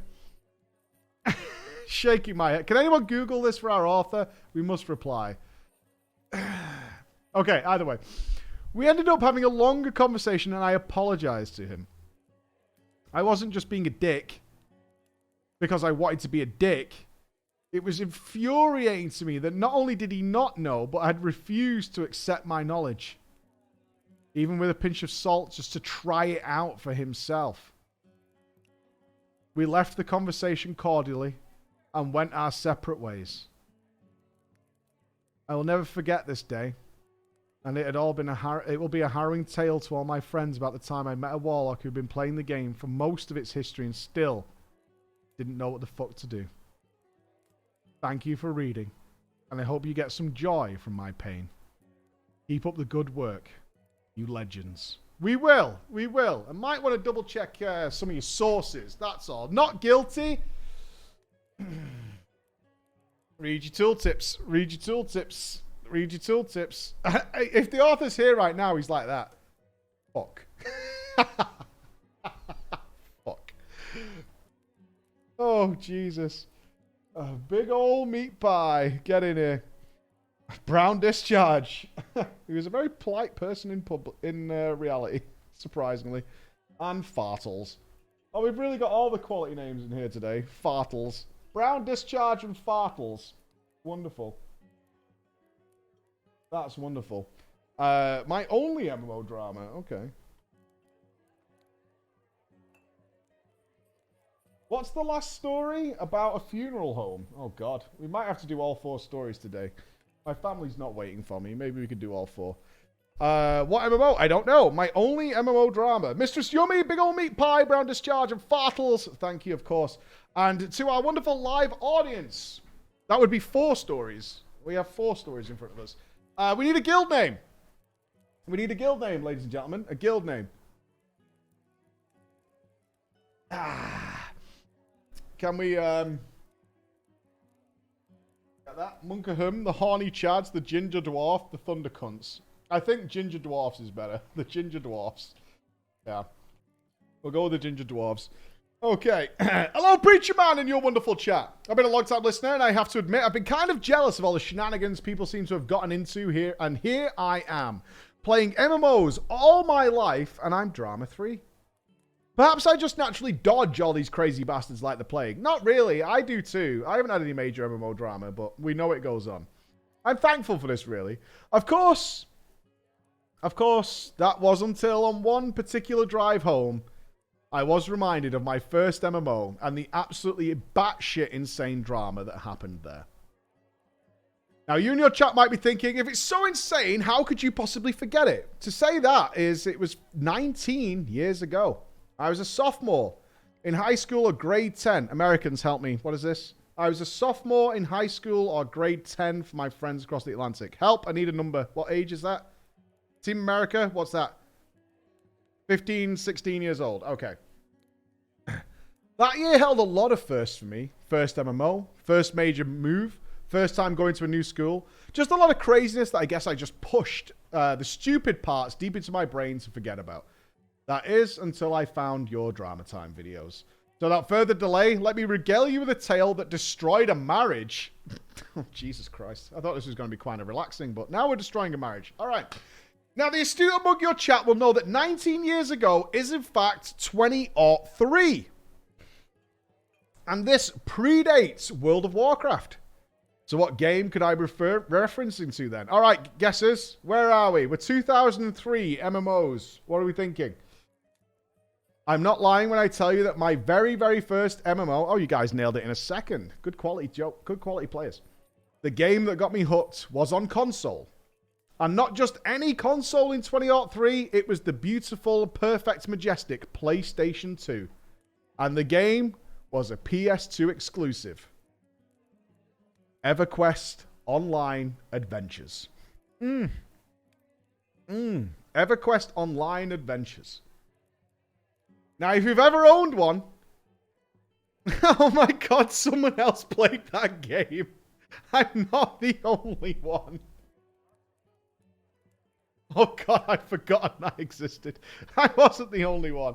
EverQuest Online Adventures. Alright, for those of us who don't know, including myself, what the fuck is EverQuest Online Adventures? And what does it look like? Let's check. This video is titled EverQuest Online Adventures Lives On. Alright. Let's take a quick look here. Make sure I've got my shit set up so I don't reveal the drama story. Okay, gray area of MMOs known as private servers. I want to give a quick word back to the days of early online gaming. It's hard to picture games on the PlayStation 2 having the capabilities of online. All right, for our audio listeners, obviously it's 2003 on PS2. It's very One of those empty. games I covered was Final Fantasy But it doesn't look that bad, actually. It seems seems to have some interesting cutscenes and stuff. I also and dying with the PlayStation 2 when its servers shut looks down alright. on March 29th, 2012. It's basic. I can't see any spells or abilities. Miranda shouts, "This mob will try to seduce you." Are they line of sight? A vast world over the years with many like cutscene. Offered a more casual, Where's relatively combat? easier to set up. Was that combat? Numbers showed that the game at its peak only had around 50,000 subscribers, which was a modest number. I don't know. It looks old. Let's put it that way. It looks like an old basic MMO. It looks a bit like the older FF. Okay. Now, if you've ever owned one, you might be forgiven for thinking that there's no way to connect the PS2 to the internet, because indeed there was. It was this weird box-shaped thing that you plugged into the back to give you a network card on the back of your PS2. Yes, a lot of them have it. So if playing an MMO on a PS2 sounds like hell to you or your audience, I assure you it is way worse than you could imagine. See, where I lived in BFE, Tennessee. Americans, help me. Help me. BFE, Tennessee in 2003... there was only one kind of internet available. Bumfuck. Middle of nowhere. Is that what it is? Bumfuck Egypt? Very far away. Where's Bumfuck Egypt come from? That's a new one on me. I've never heard that before. I'll note it for the future. Buttfuck Egypt. The older members of your chat should start to hear whining and droning in their ears right now because, of course, I played this PS2 MMO on dial-up internet. Also, how I convinced my mother to pay for an EQOA sub, EverQuest Online Adventures sub, and dial-up internet, I'll never know. But she moved us there, so maybe she just felt bad I had no close friends. Oh. Now, as this was my first MMO, you can imagine my shock at the utter scope of the world and the insane number of choices I had before me. I, of course, did as any good new gamer would. I started a badass, giant-looking human character and set about killing all manner of wolves and spiders in this land's frozen north. It was there, teaming up with a random shaman. I was called something that filled me with so much pride. I was positively brimming from ear to ear. This random guy called me a tank. I didn't know that that meant something to the game, but it made me feel like my character must look badass. You fucking tank, mate. That character is a tank, brother. Of course, my noobishness wouldn't last. I learned about the Holy Trinity. I learned about how to use skills. I created tons of alts and tested various abilities.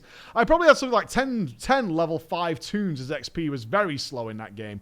I got proficient at chatting with the controller. and set up auto commands using the in-game macro thing. Phrases letting whatever groups I got into know that I didn't have a PS2 keyboard. There was a PS2 keyboard? No way. Was there really? PlayStation 2 keyboard. And mouse. Oh, it's just, yeah, I mean, it's just a normal keyboard. How did it connect? Quick glances. Let's have a look at this. Oh, this is something you can buy like a refurbished version of. Images. Oh, this looks like it. Oh, you can buy it on eBay. There it is. The NetPlay controller. The Sony PlayStation 2 official Logitech NetPlay controller new gamepad keyboard. And it came with like wings. It's like a really, really big PSP. With a keyboard in the middle of it. 60 large for that bad boy. 60 large. That is a big controller. That's what that is. So eventually... Oh, okay. I did not have the keyboard and mouse. And this went on for some time as I learned the game. I was in heaven. Bliss. This style of game was everything I ever wanted. So eventually I wanted a max level character, of course. So I printed out a map, as in-game there was no map. So the community made their own text-based map to say that if you're in this zone, you go north to that zone or east to that zone. And found out that I wanted to make a true character in the land of the Wood Elves. There's something charming about that era of gaming, isn't there? There's something charming about printing out your map. And anybody ever made a map so big you had to sellotape different pieces of sheets of paper together to get the full map together? I had to do that back in the day. Why? I can't remember. But I made me a wood elf. We did it for Resident Evil 1. Me and Emma did it. We did maps of the mansion so we could remember which doors had locked and which ones were open and which bits we'd missed, shit like that. But I made me a wood elf ranger, and that is where I got my first online guild. So in the elven village on the outskirts, there is a massive beehive with a massive queen bee that spawns every 20 minutes or so. People would be sure to kill her as she was higher level than the surrounding mobs, and you got to get that XP. That is where I met my first real friend in game, Mistress Yummy. She was a druid and came out of nowhere in her wolf form to heal me when I was about to die. She saved me, and furthermore, she stuck around. Even though she was probably 10 levels higher and gaining no experience, she stuck around and chatted while me and a few others waited to continually farm the bee. A true brofist was made that day. Now, at some point, I noticed she was in a guild. And I gotta confess, I just met a girl gamer online. And my 14-year-old brain said I could never, ever leave her side again.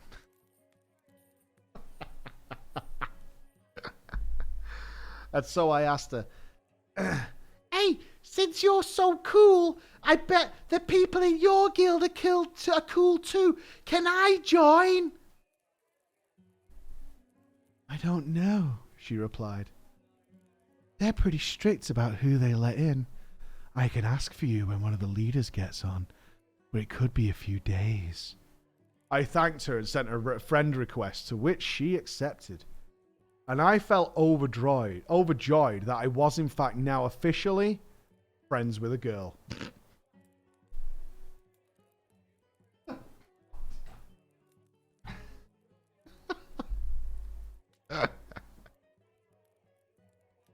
So fast forward a few days or so, and I hadn't heard anything about her guild.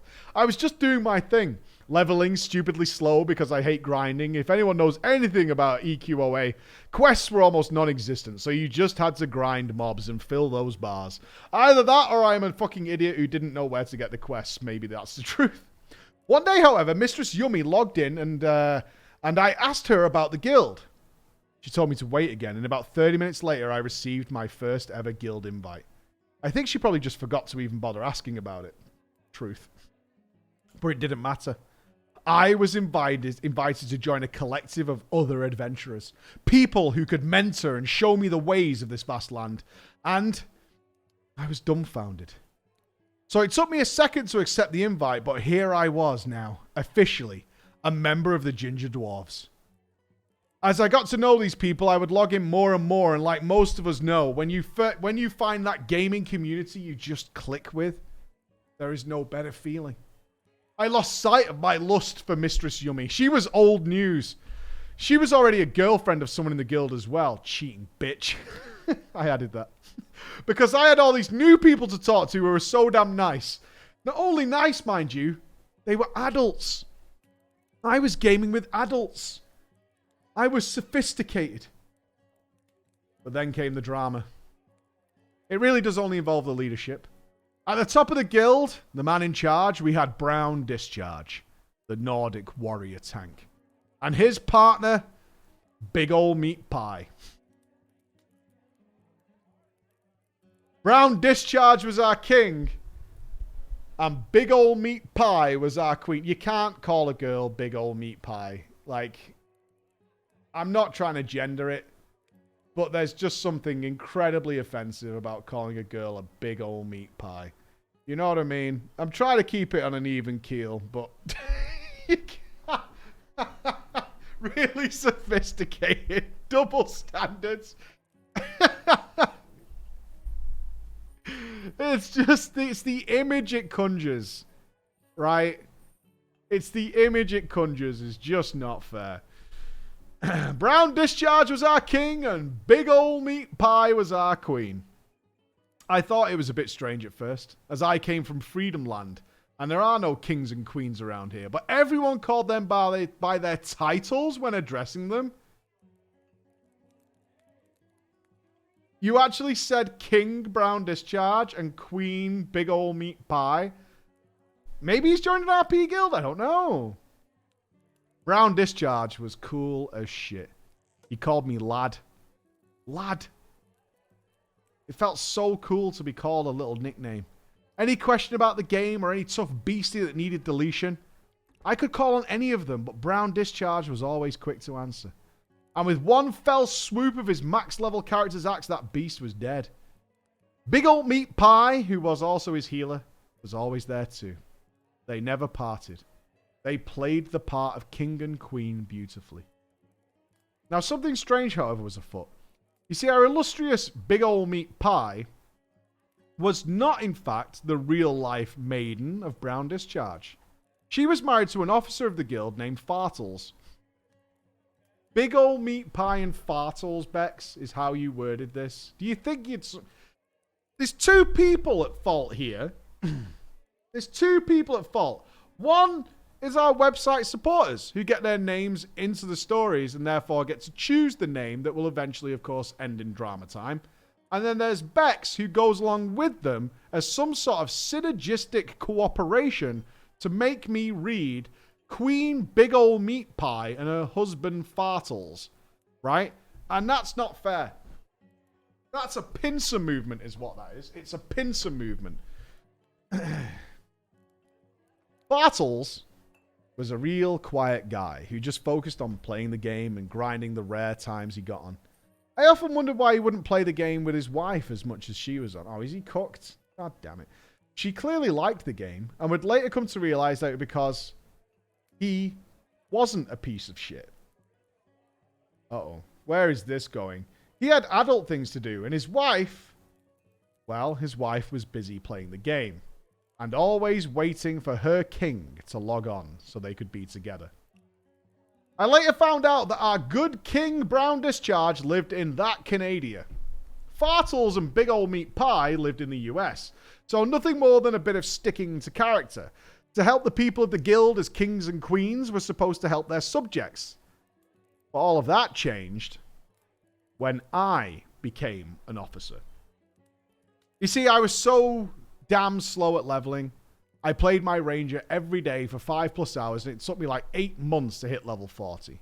EQOA had already released their first expansion by that time and the level cap was now 60. I mainly just sat in town, helped lobbies, ran around. I hated grinding. But once I hit 40, the king messaged me in the pink.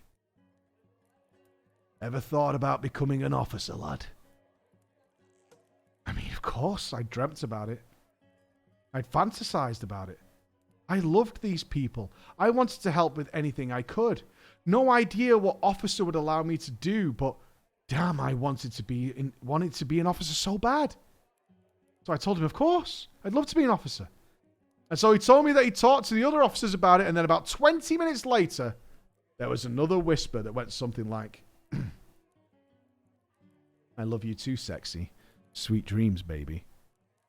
Immediately followed by, my bad, lol.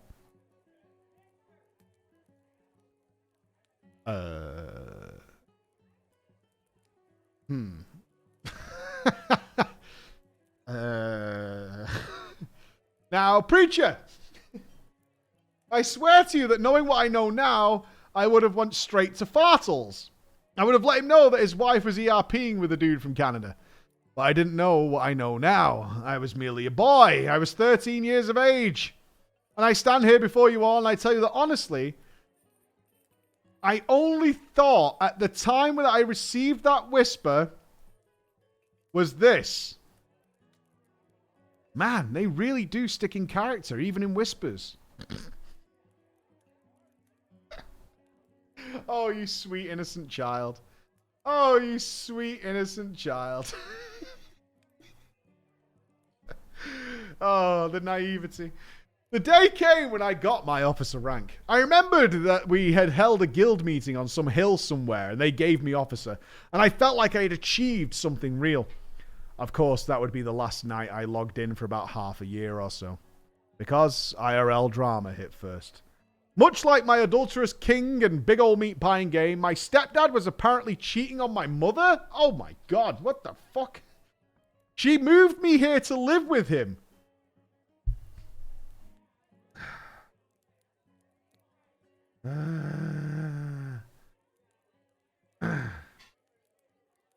So, of course, as soon as the revelations of the adultery came out, she moved us right back home to where there was no internet and no EverQuest Online adventures. I had no way to let the team know what had happened. To them, it really looked like they gave me officer and I quit the game the same day. Jesus Christ. But when I finally returned, oh boy, did things change, my friends. I was not a part of the Ginger Dwarves anymore. My friends list was full of guildies who were not online. There were about 3 out of the 30 or so I came to love. And of course, seeing me come online, I was spammed with messages. It got so bad I had to set up a party with the 3 of them so they weren't typing over each other having the same conversation. One of them joined up, saw the other 2 and said, "Nope, I can't be in a party with those traitors," and left the party. In my now freshly 14 years of ancient wisdom, I thought, oh, it's like that, is it? Someone betrayed our king. Off with their head, mate. But of course, over the next few hours, I got the full tale. As you can probably imagine, Fartles had found out about his wife's ERP with the king. He kicked her out, and she apparently fled to Canada to live with the Brown Discharge. Fartles just carried on playing and kind of a Chad move. Yeah. Absolute mad lad. Fartles just carried on playing and made his own guild and gutted the Ginger Dwarves with most of the people in the guild going to his new guild.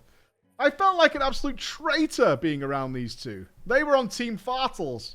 They had betrayed the crown. Oh god, you're still siding with the others? Of course, that was just a gut reaction to hearing about your hero actually being a piece of shit and coming to terms with that information. He knew she was married, we all did. We were all a family. But our king's dick, like many a king before him, brought his kingdom's downfall and ruined an IRL marriage. I couldn't log in after that. I joined Fartles' guild, but the community was different. Changed. Long gone were all my old friends. I couldn't be asked to make that sort of connection with others whom I'd never met. I wouldn't find that sort of camaraderie again until Wrath of the Lich King in World of Warcraft. But as I said, no drama. I simply stopped playing because I thought Cataclysm was shit. I know that drama wasn't as juicy, but man, it was a blast writing it. I can't stop giggling at the utter horror I imagine Brown Discharge had when he messaged a 13-year-old boy that he was sexy and loved him. And what dangers I presented to the actual marriage if I had told Fartles the truth. I hope you and your audience have a great week. And I wish you all the best in life. To our brother, We wish him the best. To our brother. Fartles for Prime Minister. Fartles forever. Fartles for champion. I am going to stop there, ladies and gentlemen. I have a headache coming. I'm tired. We've been streaming all day. But we will, of course, get to our story of the funeral home at some other date. After playing Mortuary Assistant, you asked if people were actually doing stuff in funeral homes. Well, one of them wrote in, and thank you very much. There will be a stream over the weekend. It'll either be tomorrow or Sunday. I will tweet out when it's having. Feel better? I feel fine. It's just that we've been streaming for like 8.5 hours, and it's time for me to take a break of doing multiple voices and silly things all day. So I'm going to do that. I'm going to see my puppers and see my doggy. All right, so be good. Be awesome. And I will see you all again either tomorrow, Sunday, or Monday. One of those days, right? But definitely at least by Monday. Be amazing, guys. And see you again. Bye-bye. The Coeurl Chaser. Is this shorthand for Pussy Chaser? What is this? All right, our next tale is called The Coeurl Chaser and involves G-posing in some way. Oh, God. Oh, my God. I'm sure it's fine. I'm sure it's fine. I mean, I don't know why I instantly associate G-posing, which is just taking pictures with degeneracy, I guess is the word I'm looking for here, right? Thank you so much, Weekry. Thank you very much, dude. Like, so much degeneracy. It was not fine. Okay. Oh. Okay, getting aggressive with the audience, I see. Ahoy, preacher, and your lovely, not at all unfairly judgmental court. I've recently been binging Drama Time while alone at my work on my long, quiet shifts, just trying to keep from boring myself to death. And I felt inspired to share the tale of my second major drama of my nearly 4 years of playing Final Fantasy XIV. Before we begin, you should know that I am the leader of my free company of some 50 members. Our company is set up where I and the 3 co-leaders actually share the same permission levels and responsibilities. And I'm only leader by virtue of my name being the one that appears on our company's profile. 3 of the 4 of our leaders, including me, came with a handful of others from a different FC. Which has a little story to this day, is the second most disgusting drama I've ever experienced, and being in the middle of all my time on the internet. But that is not this tale. Our 4th leader was elected after a surge of degenerate WoW refugees, oh no, arrived in our company, and we felt a new leader who understood their ways. Jesus Christ, we're not like from a different world. We need somebody who can communicate with these cave people that have arrived in our game. Damage meter. Logs. Zug zug. DPS. Zug zug. That's not quite how it worked, right? We felt a new leader who understood their ways would be beneficial if any drama or issues arose with this new group, so that they'd have a proper representative of their group dynamic. The major detail there is to know that I am the leader in name only, and I must also defer to my 3 co-leaders to resolve any drama, with major decisions of the free company requiring at least a 3-to-1 vote. Yeah, having 4 leaders is not good. Yeah, 4 leaders, not ideal. Even numbers tend to cause problems. Let me take you to the beginning of our tale. It begins in the beautiful, salty air of Limsa Leminsa, in the Aetheryte Plaza to be exact, where I and one of my closest co-leaders, Fat Kid, hung out on our beautiful Makote characters, looking to pass time by, as it was the end of Shadowbringers, and we had run out of content to do. Before moving forward in this tale, it may be important to note that I am actually a girl playing a girl, and have been sometimes dubbed an e-girl for having confidence and being open about my sexuality. What does that mean, e-girl? I assume, is that suggesting that you're gay, and revealing that makes you an e-girl? It's only gay for fucking mounts. Telling you, lads. I'm telling you. She's teasing us with this lesbianism for mounts. Shocking. Shocking. On this day in Limsa, I remember reading the word sister, ? In /say. I didn't think much of it and continued my sweep up casual RP with some of the other girls laying on the floor. Is this a crawler? You're sweeping up the girls lay on the floor. Okay. Until the topic of music was mentioned in /say. Someone was looking for music recommendations, and I quickly chimed in with a few of the songs I was into at the time. The person who was speaking to me was a male Makote with the same hair, eye, and skin color as my female Makote. Ah, that's the sister thing. We continued to chat about music, commented on how our characters could be siblings, and friended each other in game and on Discord. After that day, we didn't talk again for a very long time. But eventually, me and this Makote, Brooksy, would become as close as siblings. Or so I thought. A month or so went by when I got a DM on Discord from Brooksy, asking if he could join my free company Discord, that he was looking for new friends to hang out with as his free company had come inactive, and he didn't want to move just yet. I thought it was a little weird, but my free company Discord has never been closed to others. We have an entire role, which is half of the Discord members, designated as friends. Worst case scenario, I thought, is that I'd have to kick him if he did anything strange. And so my first mistake happened. I generated the link from our heavily gated NSFW tab.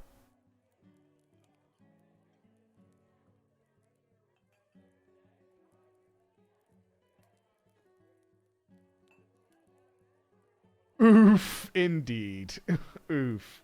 It's not members of the FC, is it? You're not all sending each other nudes, right? It's stupid GIFs and videos, right? I can't imagine oh no, where? 100% they are. I assume that does happen. But I don't need to see like Fingal jerking off like before the raid, or Clog or Ross or whatever, right? I don't need to see that. I'm gonna look at it, but I don't need to see it. But I will look. Curiosity. Gonna happen. Now, this tab is not visible unless a moderator manually gives a member permission, because I take NSFW content very seriously, and I try to make sure those who shouldn't or don't want to see it never will. I quickly apologized and asked Brooksy to make sure he was not a minor and that he was okay with the fact that he joined being able to see that tab from the get-go. It's fine, he said. It's fine. I'm 18. Yeah. Not older than 18, just 18.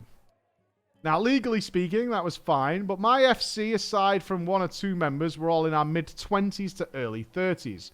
Myself at the time being 26. And I remember what being 18 was like, wanting everyone to see you as a mature adult, not knowing that older people will easily take advantage of that eagerness, and so I kept his age very much in mind in all our interactions. To me, he was a kid, a boy, and I made sure to keep our relationship appropriate under that knowledge. Despite the age difference, though, Brooksy was a lot of fun to hang out with. He was very, very into the lore of 14. A great teacher and leader of extreme trials and savage raids. A proper gamer zoomer. We had similar taste in music and NPCs, and eventually we even headcanoned our two characters as being siblings. And we wrote lore around their family. But not everything was smooth sailing, of course. Brooksy was having issues in his old FC and had recently gone through an IRL breakup, detailing to me how he had blown up and raged at his free company leader and said some nasty, nasty things about his ex-girlfriend that actually ended up with him getting suspended from the game for a while. Now, I've been a teenager before, and I knew teenage boys to not be the best at thinking about their words and actions, and mostly chalked it up to his immaturity, especially since Brooksy would admit his actions were wrong. Still, I'm not stupid, and I did notice the red flag. thankfully, guys, don't we all grow out of it by our 20s? When we're all mature, right? And we don't unreasonably react to things. Good job, fellas. Good job, fellas. With Endwalker looming ever closer, though. And eventually, we got our band of WoW refugees, the most notable to this story, Kennethal and her boyfriend of 10 years. Kennethal's boyfriend fit in with the rest of our group like a glove. But when Kennethal had always stayed muted, I assumed she was shy. I'm always ecstatic when more girls join our FC, but she never seemed to want to hang out or talk with me, so I never pressed her on it. Eventually, though, Brooksy ended up joining our FC, as you can probably imagine. I was informed by one of my longtime members, Calendar, over Discord. He has asked to join us after something had happened in his old FC. I just responded, oh no, and expressed to Calendar that this worries me. To my surprise, everything was fine. Everyone seemed to get along, and we excitedly awaited 6.0 with glee in our growing FC. Now, of course, hindsight gives you 20/20 vision, my friends. And although I've been married for 5 years and well experienced with relationships and friendships, I've been told I can be extremely dense. Can't we all? Can't we all? Oh, is this guy like... this guy's hitting on you like hardcore and you're just like, haha. Sure. Brooksy was always attached to my hip, asking me as soon as I woke up in the morning if I'd be up for VC. Talking to me about theories for Endwalker, crafting stories and lore around our siblings' original characters, even facilitating and funding the purchase of a larger house for our growing FC. I, being a 26-year-old married woman, viewed this young man as legitimately my younger brother, and assumed he viewed me in a similar vein.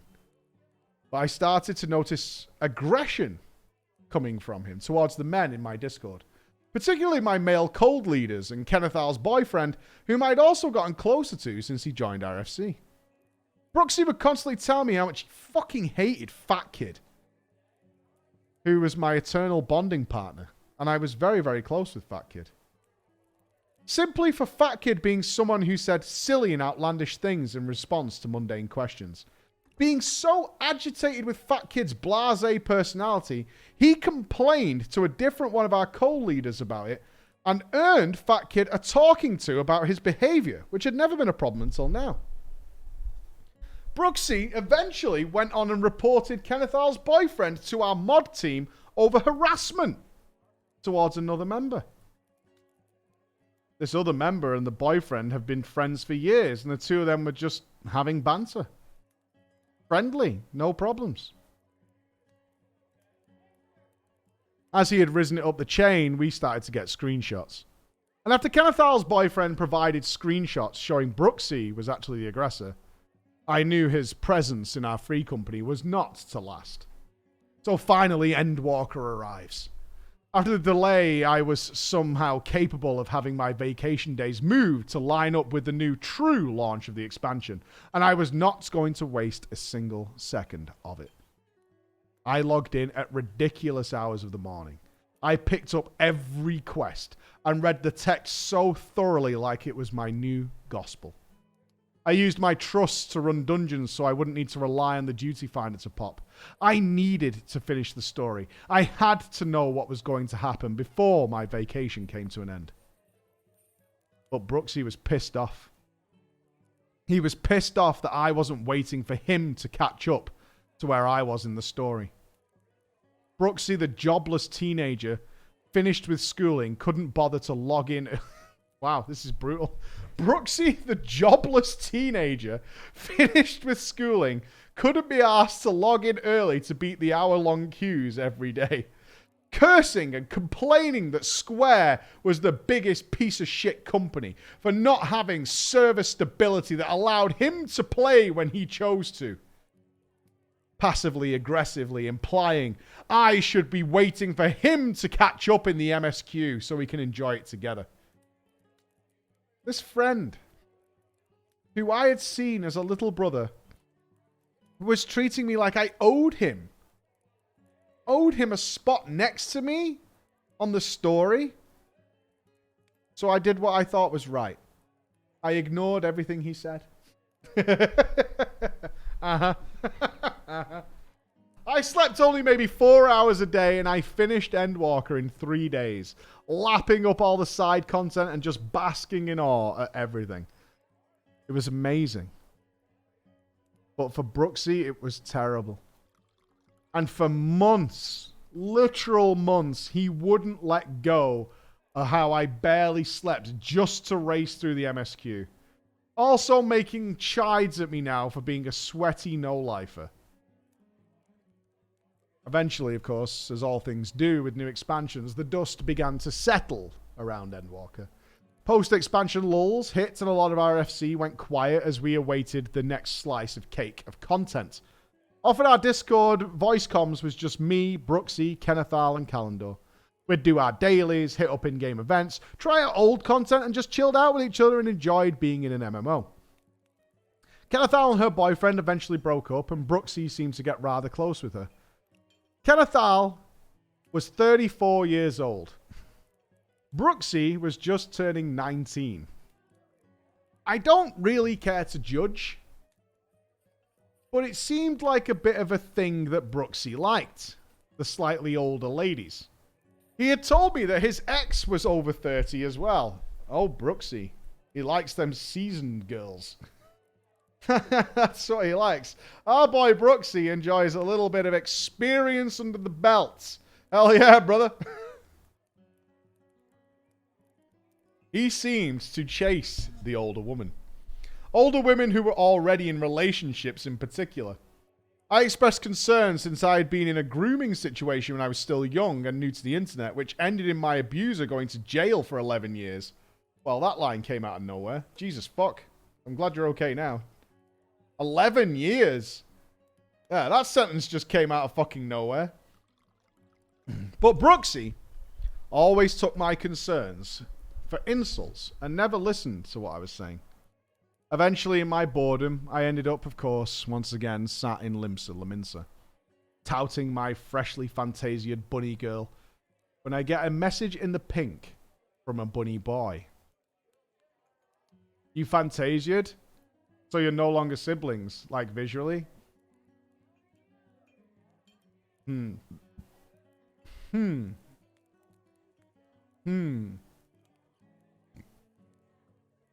But here comes the message in the pink from a bunny boy, Soratoru, asking if I would like to be in some G poses with him, since my character was so cute.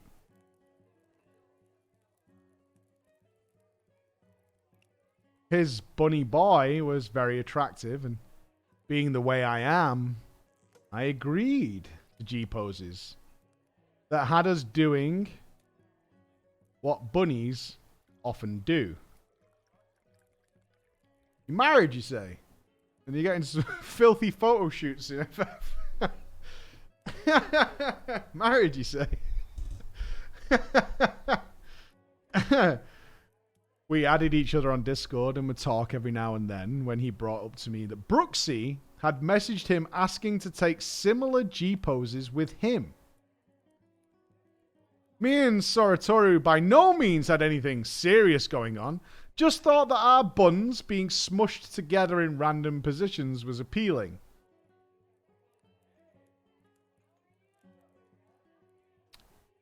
I feel like I'm sucking on a lemon. Smushy bunnies. But something about Brooksy asking to do the same with him, that rubbed me very wrong. At this point, Brooksy and I had an argument where he brought up his own genitals as a point in the argument. I have a penis. What do you mean? I need some context for this. He brought up his genitals as a point. I have testicles. I know what I'm doing. And I felt disgusted because he refused to agree to disagree and crossed the line mentioning his own private situations to me unprompted. Oh, is he saying he's thirsty? His balls need emptying? What's he trying to say? I don't know. I need to know context for this. Author, if you're listening, I need context for what this is. I was starting to feel a little uncomfortable with Brooksy, and admittedly started to avoid him a little bit. STD? Oh, he could, yeah, maybe. Could be an STD thing. Interesting. I don't know. I need some context. Calendar eventually also ended up showing interest in my bunny girl Fantasia and asked if I would be okay doing similar G poses with him. It was weird for me. How attractive is your bunny girl? Your fictional bunny girl that anybody can make? Literally anybody can make. Very quickly and easily. It was a little weird for me.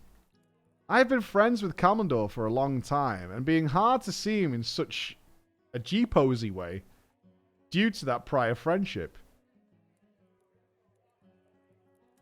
So to lighten the awkwardness of the proposition, I asked Kennethal if she would join me and Kalendor in the G-poses. I do not get the G-pose community. To make things less awkward, you turned it into a threesome. These are sexy pictures, right? I'm not on the wrong path here. These are sexy pictures. A safety friend in a threesome. I don't get it. Kennethal will just watch. Thanks, Isaac, for that picture. So it's going to be me and you in a sexy pose, and she's going to sit over there and watch. That's the picture I want.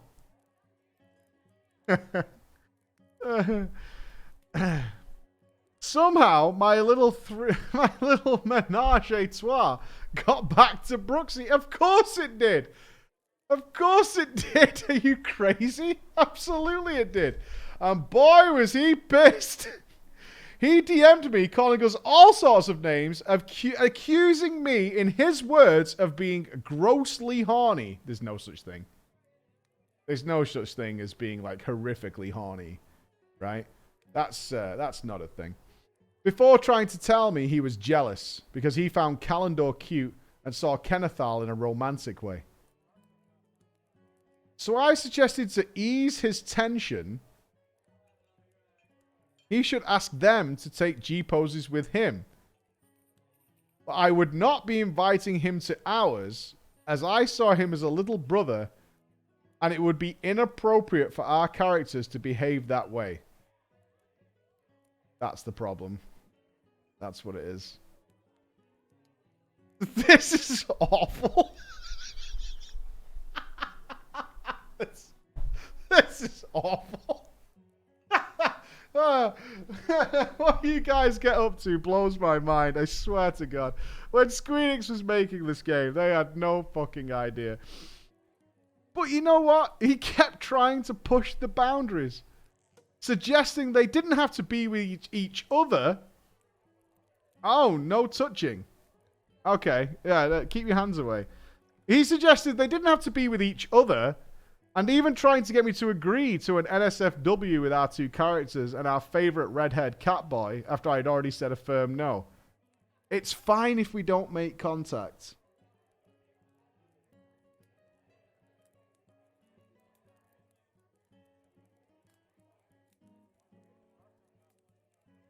There's always a stray hand, though, right?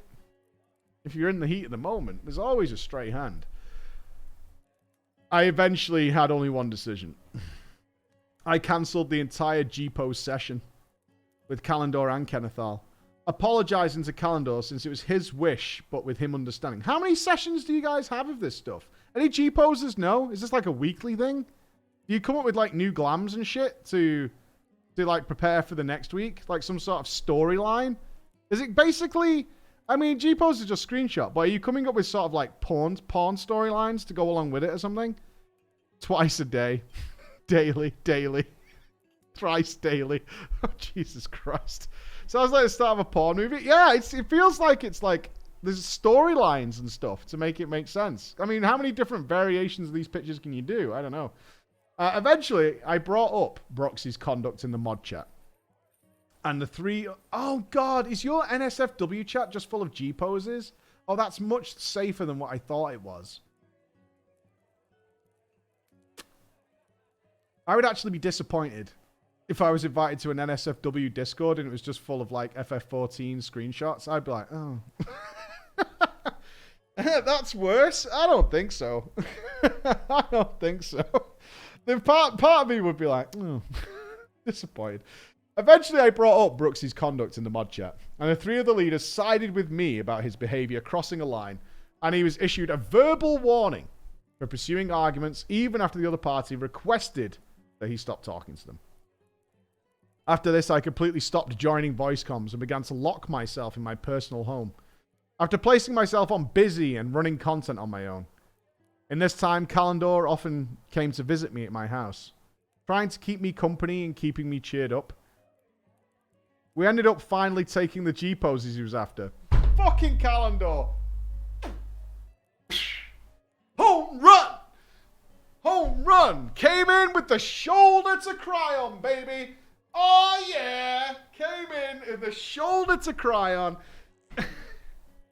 I know how you feel. You know what might cheer you up? Some sexy G poses. Oh yeah. Oh yeah. We ended up finally taking the G poses he was after and just generally growing closer and even getting eternally bonded. You got remarried? Another thing that upset Brooksy is I refused to give up my eternal bond with Fat Kid when Brooksy asked me so he could get the wedding ring glamour. That's why he wanted it, yeah. Having to settle instead for my alt character, where I made us both dressed like clowns. You can marry my alt, but you have to dress as a clown. Yes. You must dress as a clown. I don't want you to enjoy it. That's the last thing I want. I don't want you to enjoy it. After my and Calendar's eternal bonding ceremony, Brooksy messaged me implying that me and Calendar were getting awfully close. You know, this wedding makes me think you two are getting really close. I don't know what it is. I don't know whether it's the sexy pictures or the wedding, but something's telling me you two are getting close. I can't put my finger on it, but I suspect something. I reminded him I was married IRL, and that me and Calendar were simply having fun in a video game. I would be very, very uncomfortable if I found out my wife was doing this. Yeah, I would. I would not dig it. I'm not down. You're doing it, though? Am I? Am I taking sexy G poses? Am I? That's why yeah, I'm just saying, for me, this is way too far. This is way too far. Time went by, and Brooksy and I drifted. The very few times Brooksy ever did interact with me, it was passive-aggressive and overwhelming, so I just didn't respond to him. But then the final nail in the coffin came, my friends, when Brooksy messaged me asking me to kick out Kennethal's boyfriend, ex-boyfriend, from our group, and I asked why. We weren't in the business of kicking others for no reason, and historically have only banned one ex-member from our FC for communicating inappropriately with minors. Jesus fucking Christ, this community is terrifying. Brooksy refused to provide any evidence or tangible proof, but claimed that Kennethal's ex was abusing her and practically keeping her hostage as he paid all her finances, including her FF14 subscription, and hadn't paid to send her home while he was in the hospital. To send her home while he was in the hospital. Is this an IRL thing then? Must be, right? I told Brooksy we would need Kennethal to message us and make the request, as his second-hand accounts could not be used as proof of something as serious as abuse, which set him off, claiming that I was protecting an abuser, and that all 4 of the leaders were sided with bias when making decisions about the FC members, doling out justice in ways that benefited just us, and never truly seeking the truth behind matters. Have you got any evidence? No. And if I dare say so, you never seek truth. One evidence. One evidence. Why aren't you seeking truth? Well, I don't provide any evidence. Logical and outrageous. At this point, our FC history, we'd only had to settle 5 instances of drama. And 3 of those 5 in our archive involved him. He detailed how he was leaving, and that I was horrible and unwilling to make amends with him when he never did anything wrong in our friendship ever. and how I was the leader and solely to blame for all that was wrong in our toxic free company. So I blocked him, kicked him from our Discord, and notified the 3 others of my actions to ensure I was within my rights to do so. The responses were lol, good riddance, and yikes, as is appropriate. I suppose even now, I'm at my ripe old age of 27. I can be rather dense. Taking people at their face value over their emotions and thinking things can be talked out without resorting to yelling and fracturing relationships. I also see I may be a little too idealistic. I lost someone I generally had fun with and cared so much about at one point I considered him my little brother. Maybe I did do something wrong in trusting he wouldn't misconstrue our relationship. Hot tip, there aren't many guys out there who really want to be in a little brother role with a girl. They definitely exist. But, I mean, chances are, you know what I mean? Oh, I really wish I could be friends with a girl online so I could be a little brother. Isn't a line we often hear in the gym locker room. If I'm being totally honest, during guy chat, that I can't say I've ever heard that sentence uttered in my entire life, right? What I have heard is, are you fucking? No, she's like a little sister. We've heard that, but the first question is, are you fucking? And then the clarification comes after. No one seeks out the little brother role. Yeah. I honestly still think he's just somewhat immature and genuinely hope he'll grow up to see how he pushed and made things uncomfortable between us. But even now, as Kenneth Arl has moved in with him since he got his first part-time job, I don't think his habit of being a Coeurl Chaser has really taught him any life lessons. So he got with the girl anyway?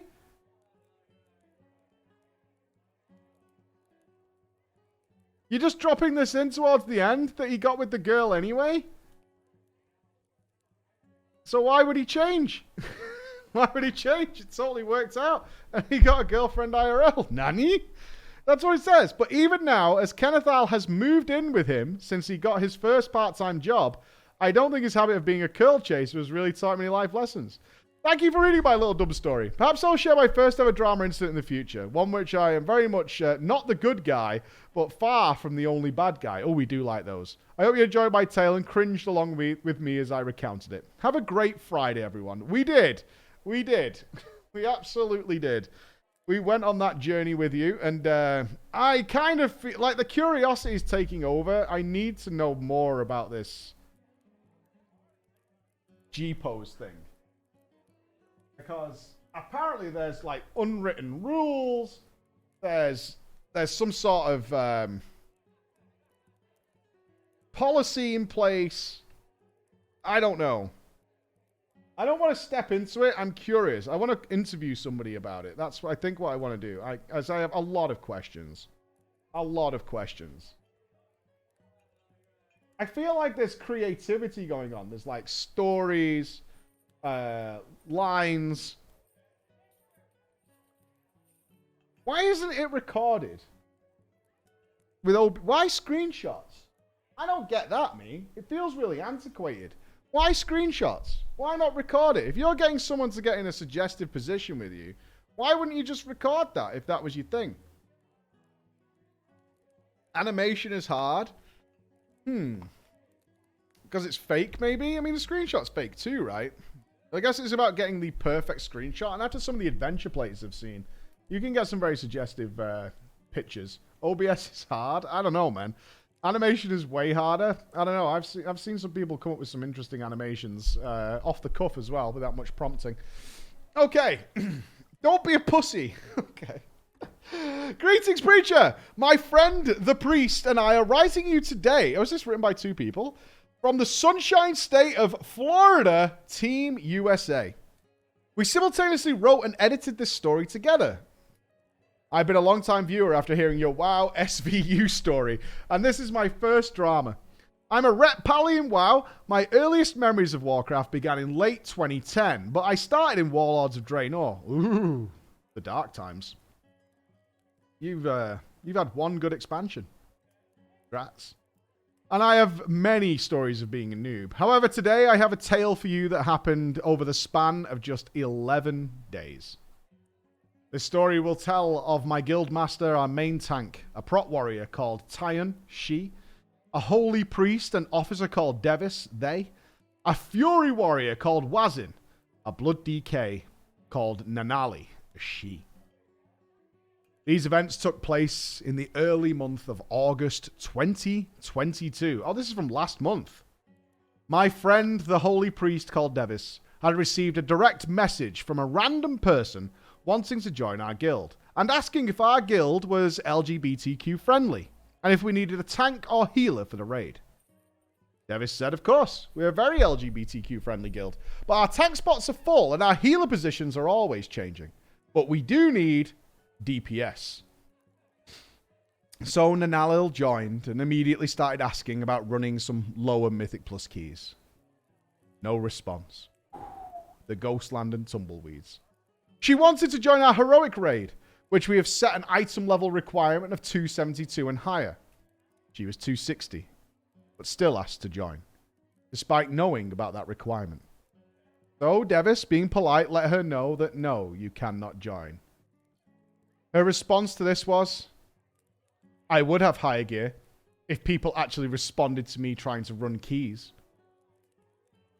She posted this in the guild chat. Any boosts going? Any boosts? Any boosters? So my guild master Tyon whispered her, and the conversation in whispers is posted below. Oh God, have I got a voice like this? Okay. Hey, sorry, it was AFK. I just read in G-chat. So yeah, we set an item level requirement for normal at 265 so that we can do progress. Sorry. Also, you're a Blood Death Knight? Either Blood or Frost. Okay, cool. If you plan to raid with us, I tried to gear up your Frost set, so you'll be doing DPS in raids. 265 for normal. Sundays on usually we do that, and 272 for heroic. Sorry you've had problems getting people to run with you. Could just be a timing thing, etc.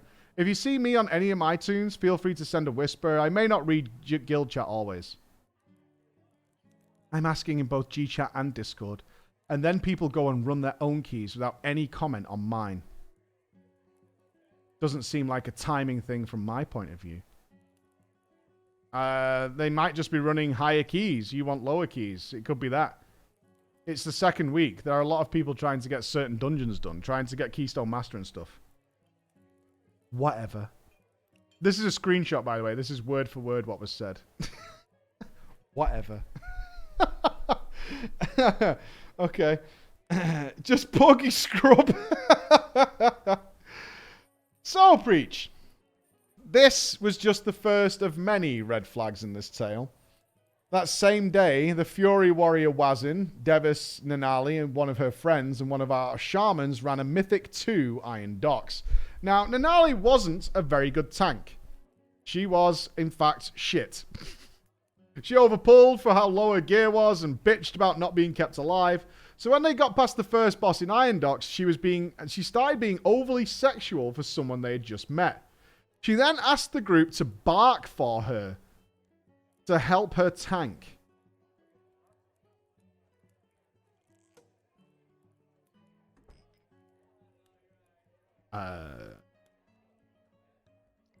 No. Okay, I like that Varisk immediately started barking. Deal. Varrisk's like, deal. This made the atmosphere, as you can imagine, in the dungeon group very, very uncomfortable. They did time the Iron Docks +2, followed it up with a +5 Junkyard, and they almost failed it due to overpulling again. Our priest typically times +20s, and almost failed a +5 because of this. Yep, if you've watched any of my pugging series, you will know that that is very common. The second red flag was the... Wait, no, the second red flag was the barking, to be clear. This is red flag number 3. Okay? This is number 3, not 2. The second red flag was that she thought she knew everything about everyone's class and spec combination, despite missing 3 seasons of content in which those things had changed drastically concerning classes in World of Warcraft. On the day the auction house was reset, conversation about bullying and selling on the auction house occurred between a few members during an LFR run that had some guildies in it. Wazin and the bitchy DK Nanalil She talked about the auction house as if she knew everything about buying and selling around the drastic change. This sparked an argument between Wazin and Nanalil due to her insufferable know-it-all nature. In short, the conversation ended with our guild master once again, Tyan, getting fed up and telling her to go and fuck herself. Jesus Christ. Why is she still in the guild? I don't get it. A few days passed, and the atmosphere up until the next raid night was mild. Keep in mind, Nanalil did a lot of shit talking with Wazin. Nothing too outrageous occurred until that night. So, I log into World of Warcraft to get ready to raid, and I open the guild Discord. No one is in the raid voice chat. But I do see Devis, Wazin, and Nanalil in Devis's Hangout voice chat. So I pop in. What's up, guys? And here we stand at the hallowed grind. Oh, no. Jesus. What's the one thing in a guild that you try not to get involved in, especially in either NA or EU? Not ERP. Way worse. Way worse. Worse than furries. Fish bulbs got it. Politics. Having raided with Israelis, Palestinians, Russians, who are all wonderful people, there's a conversation that we just don't do. Hey, what's up, guys? And here we stand at the hallowed ground of the biggest of red flags. Politics. A week into being in the guild, and we're talking about politics. We will skip the details, it's not that important. Devis hopped out of the voice chat to get some dinner before the raid. And then Nanalil talked the maddest shit about the guild, saying that our guild master Tyan and co-GM were treating every member like shit. Misgendering the priest, who we had always called by his chosen pronouns, saying either we should usurp the guild or leave and make our own guild. You've been there 1 week and you're taking over. And if Devis the priest would leave so that so many people would follow.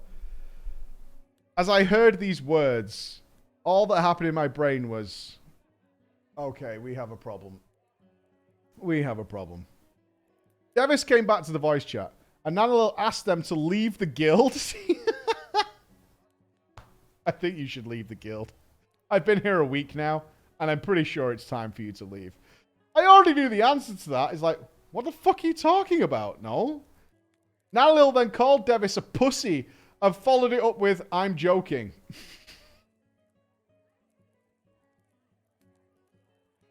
Holy shit. Devis just left, pissed about being told to leave a guild full of friends by some ignorant arsehole who had been in the guild for a week. So, I got on... Oh, we're still going to raid. I got on to raid to do some fated heroic jailer. Fell in every hole I could fall in and left the raid to hide my embarrassment and help a guildie I recruited get some gear. The guild didn't kill the jailer, so they dropped it to normal and got the kill to get their slime cat mount.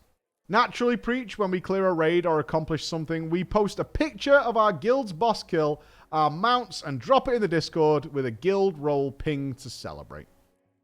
The guild leader put 2 pictures in our Discord. One with the kill and one with the mounts. And Nanali complained that we were spamming the Discord with our shitty pictures.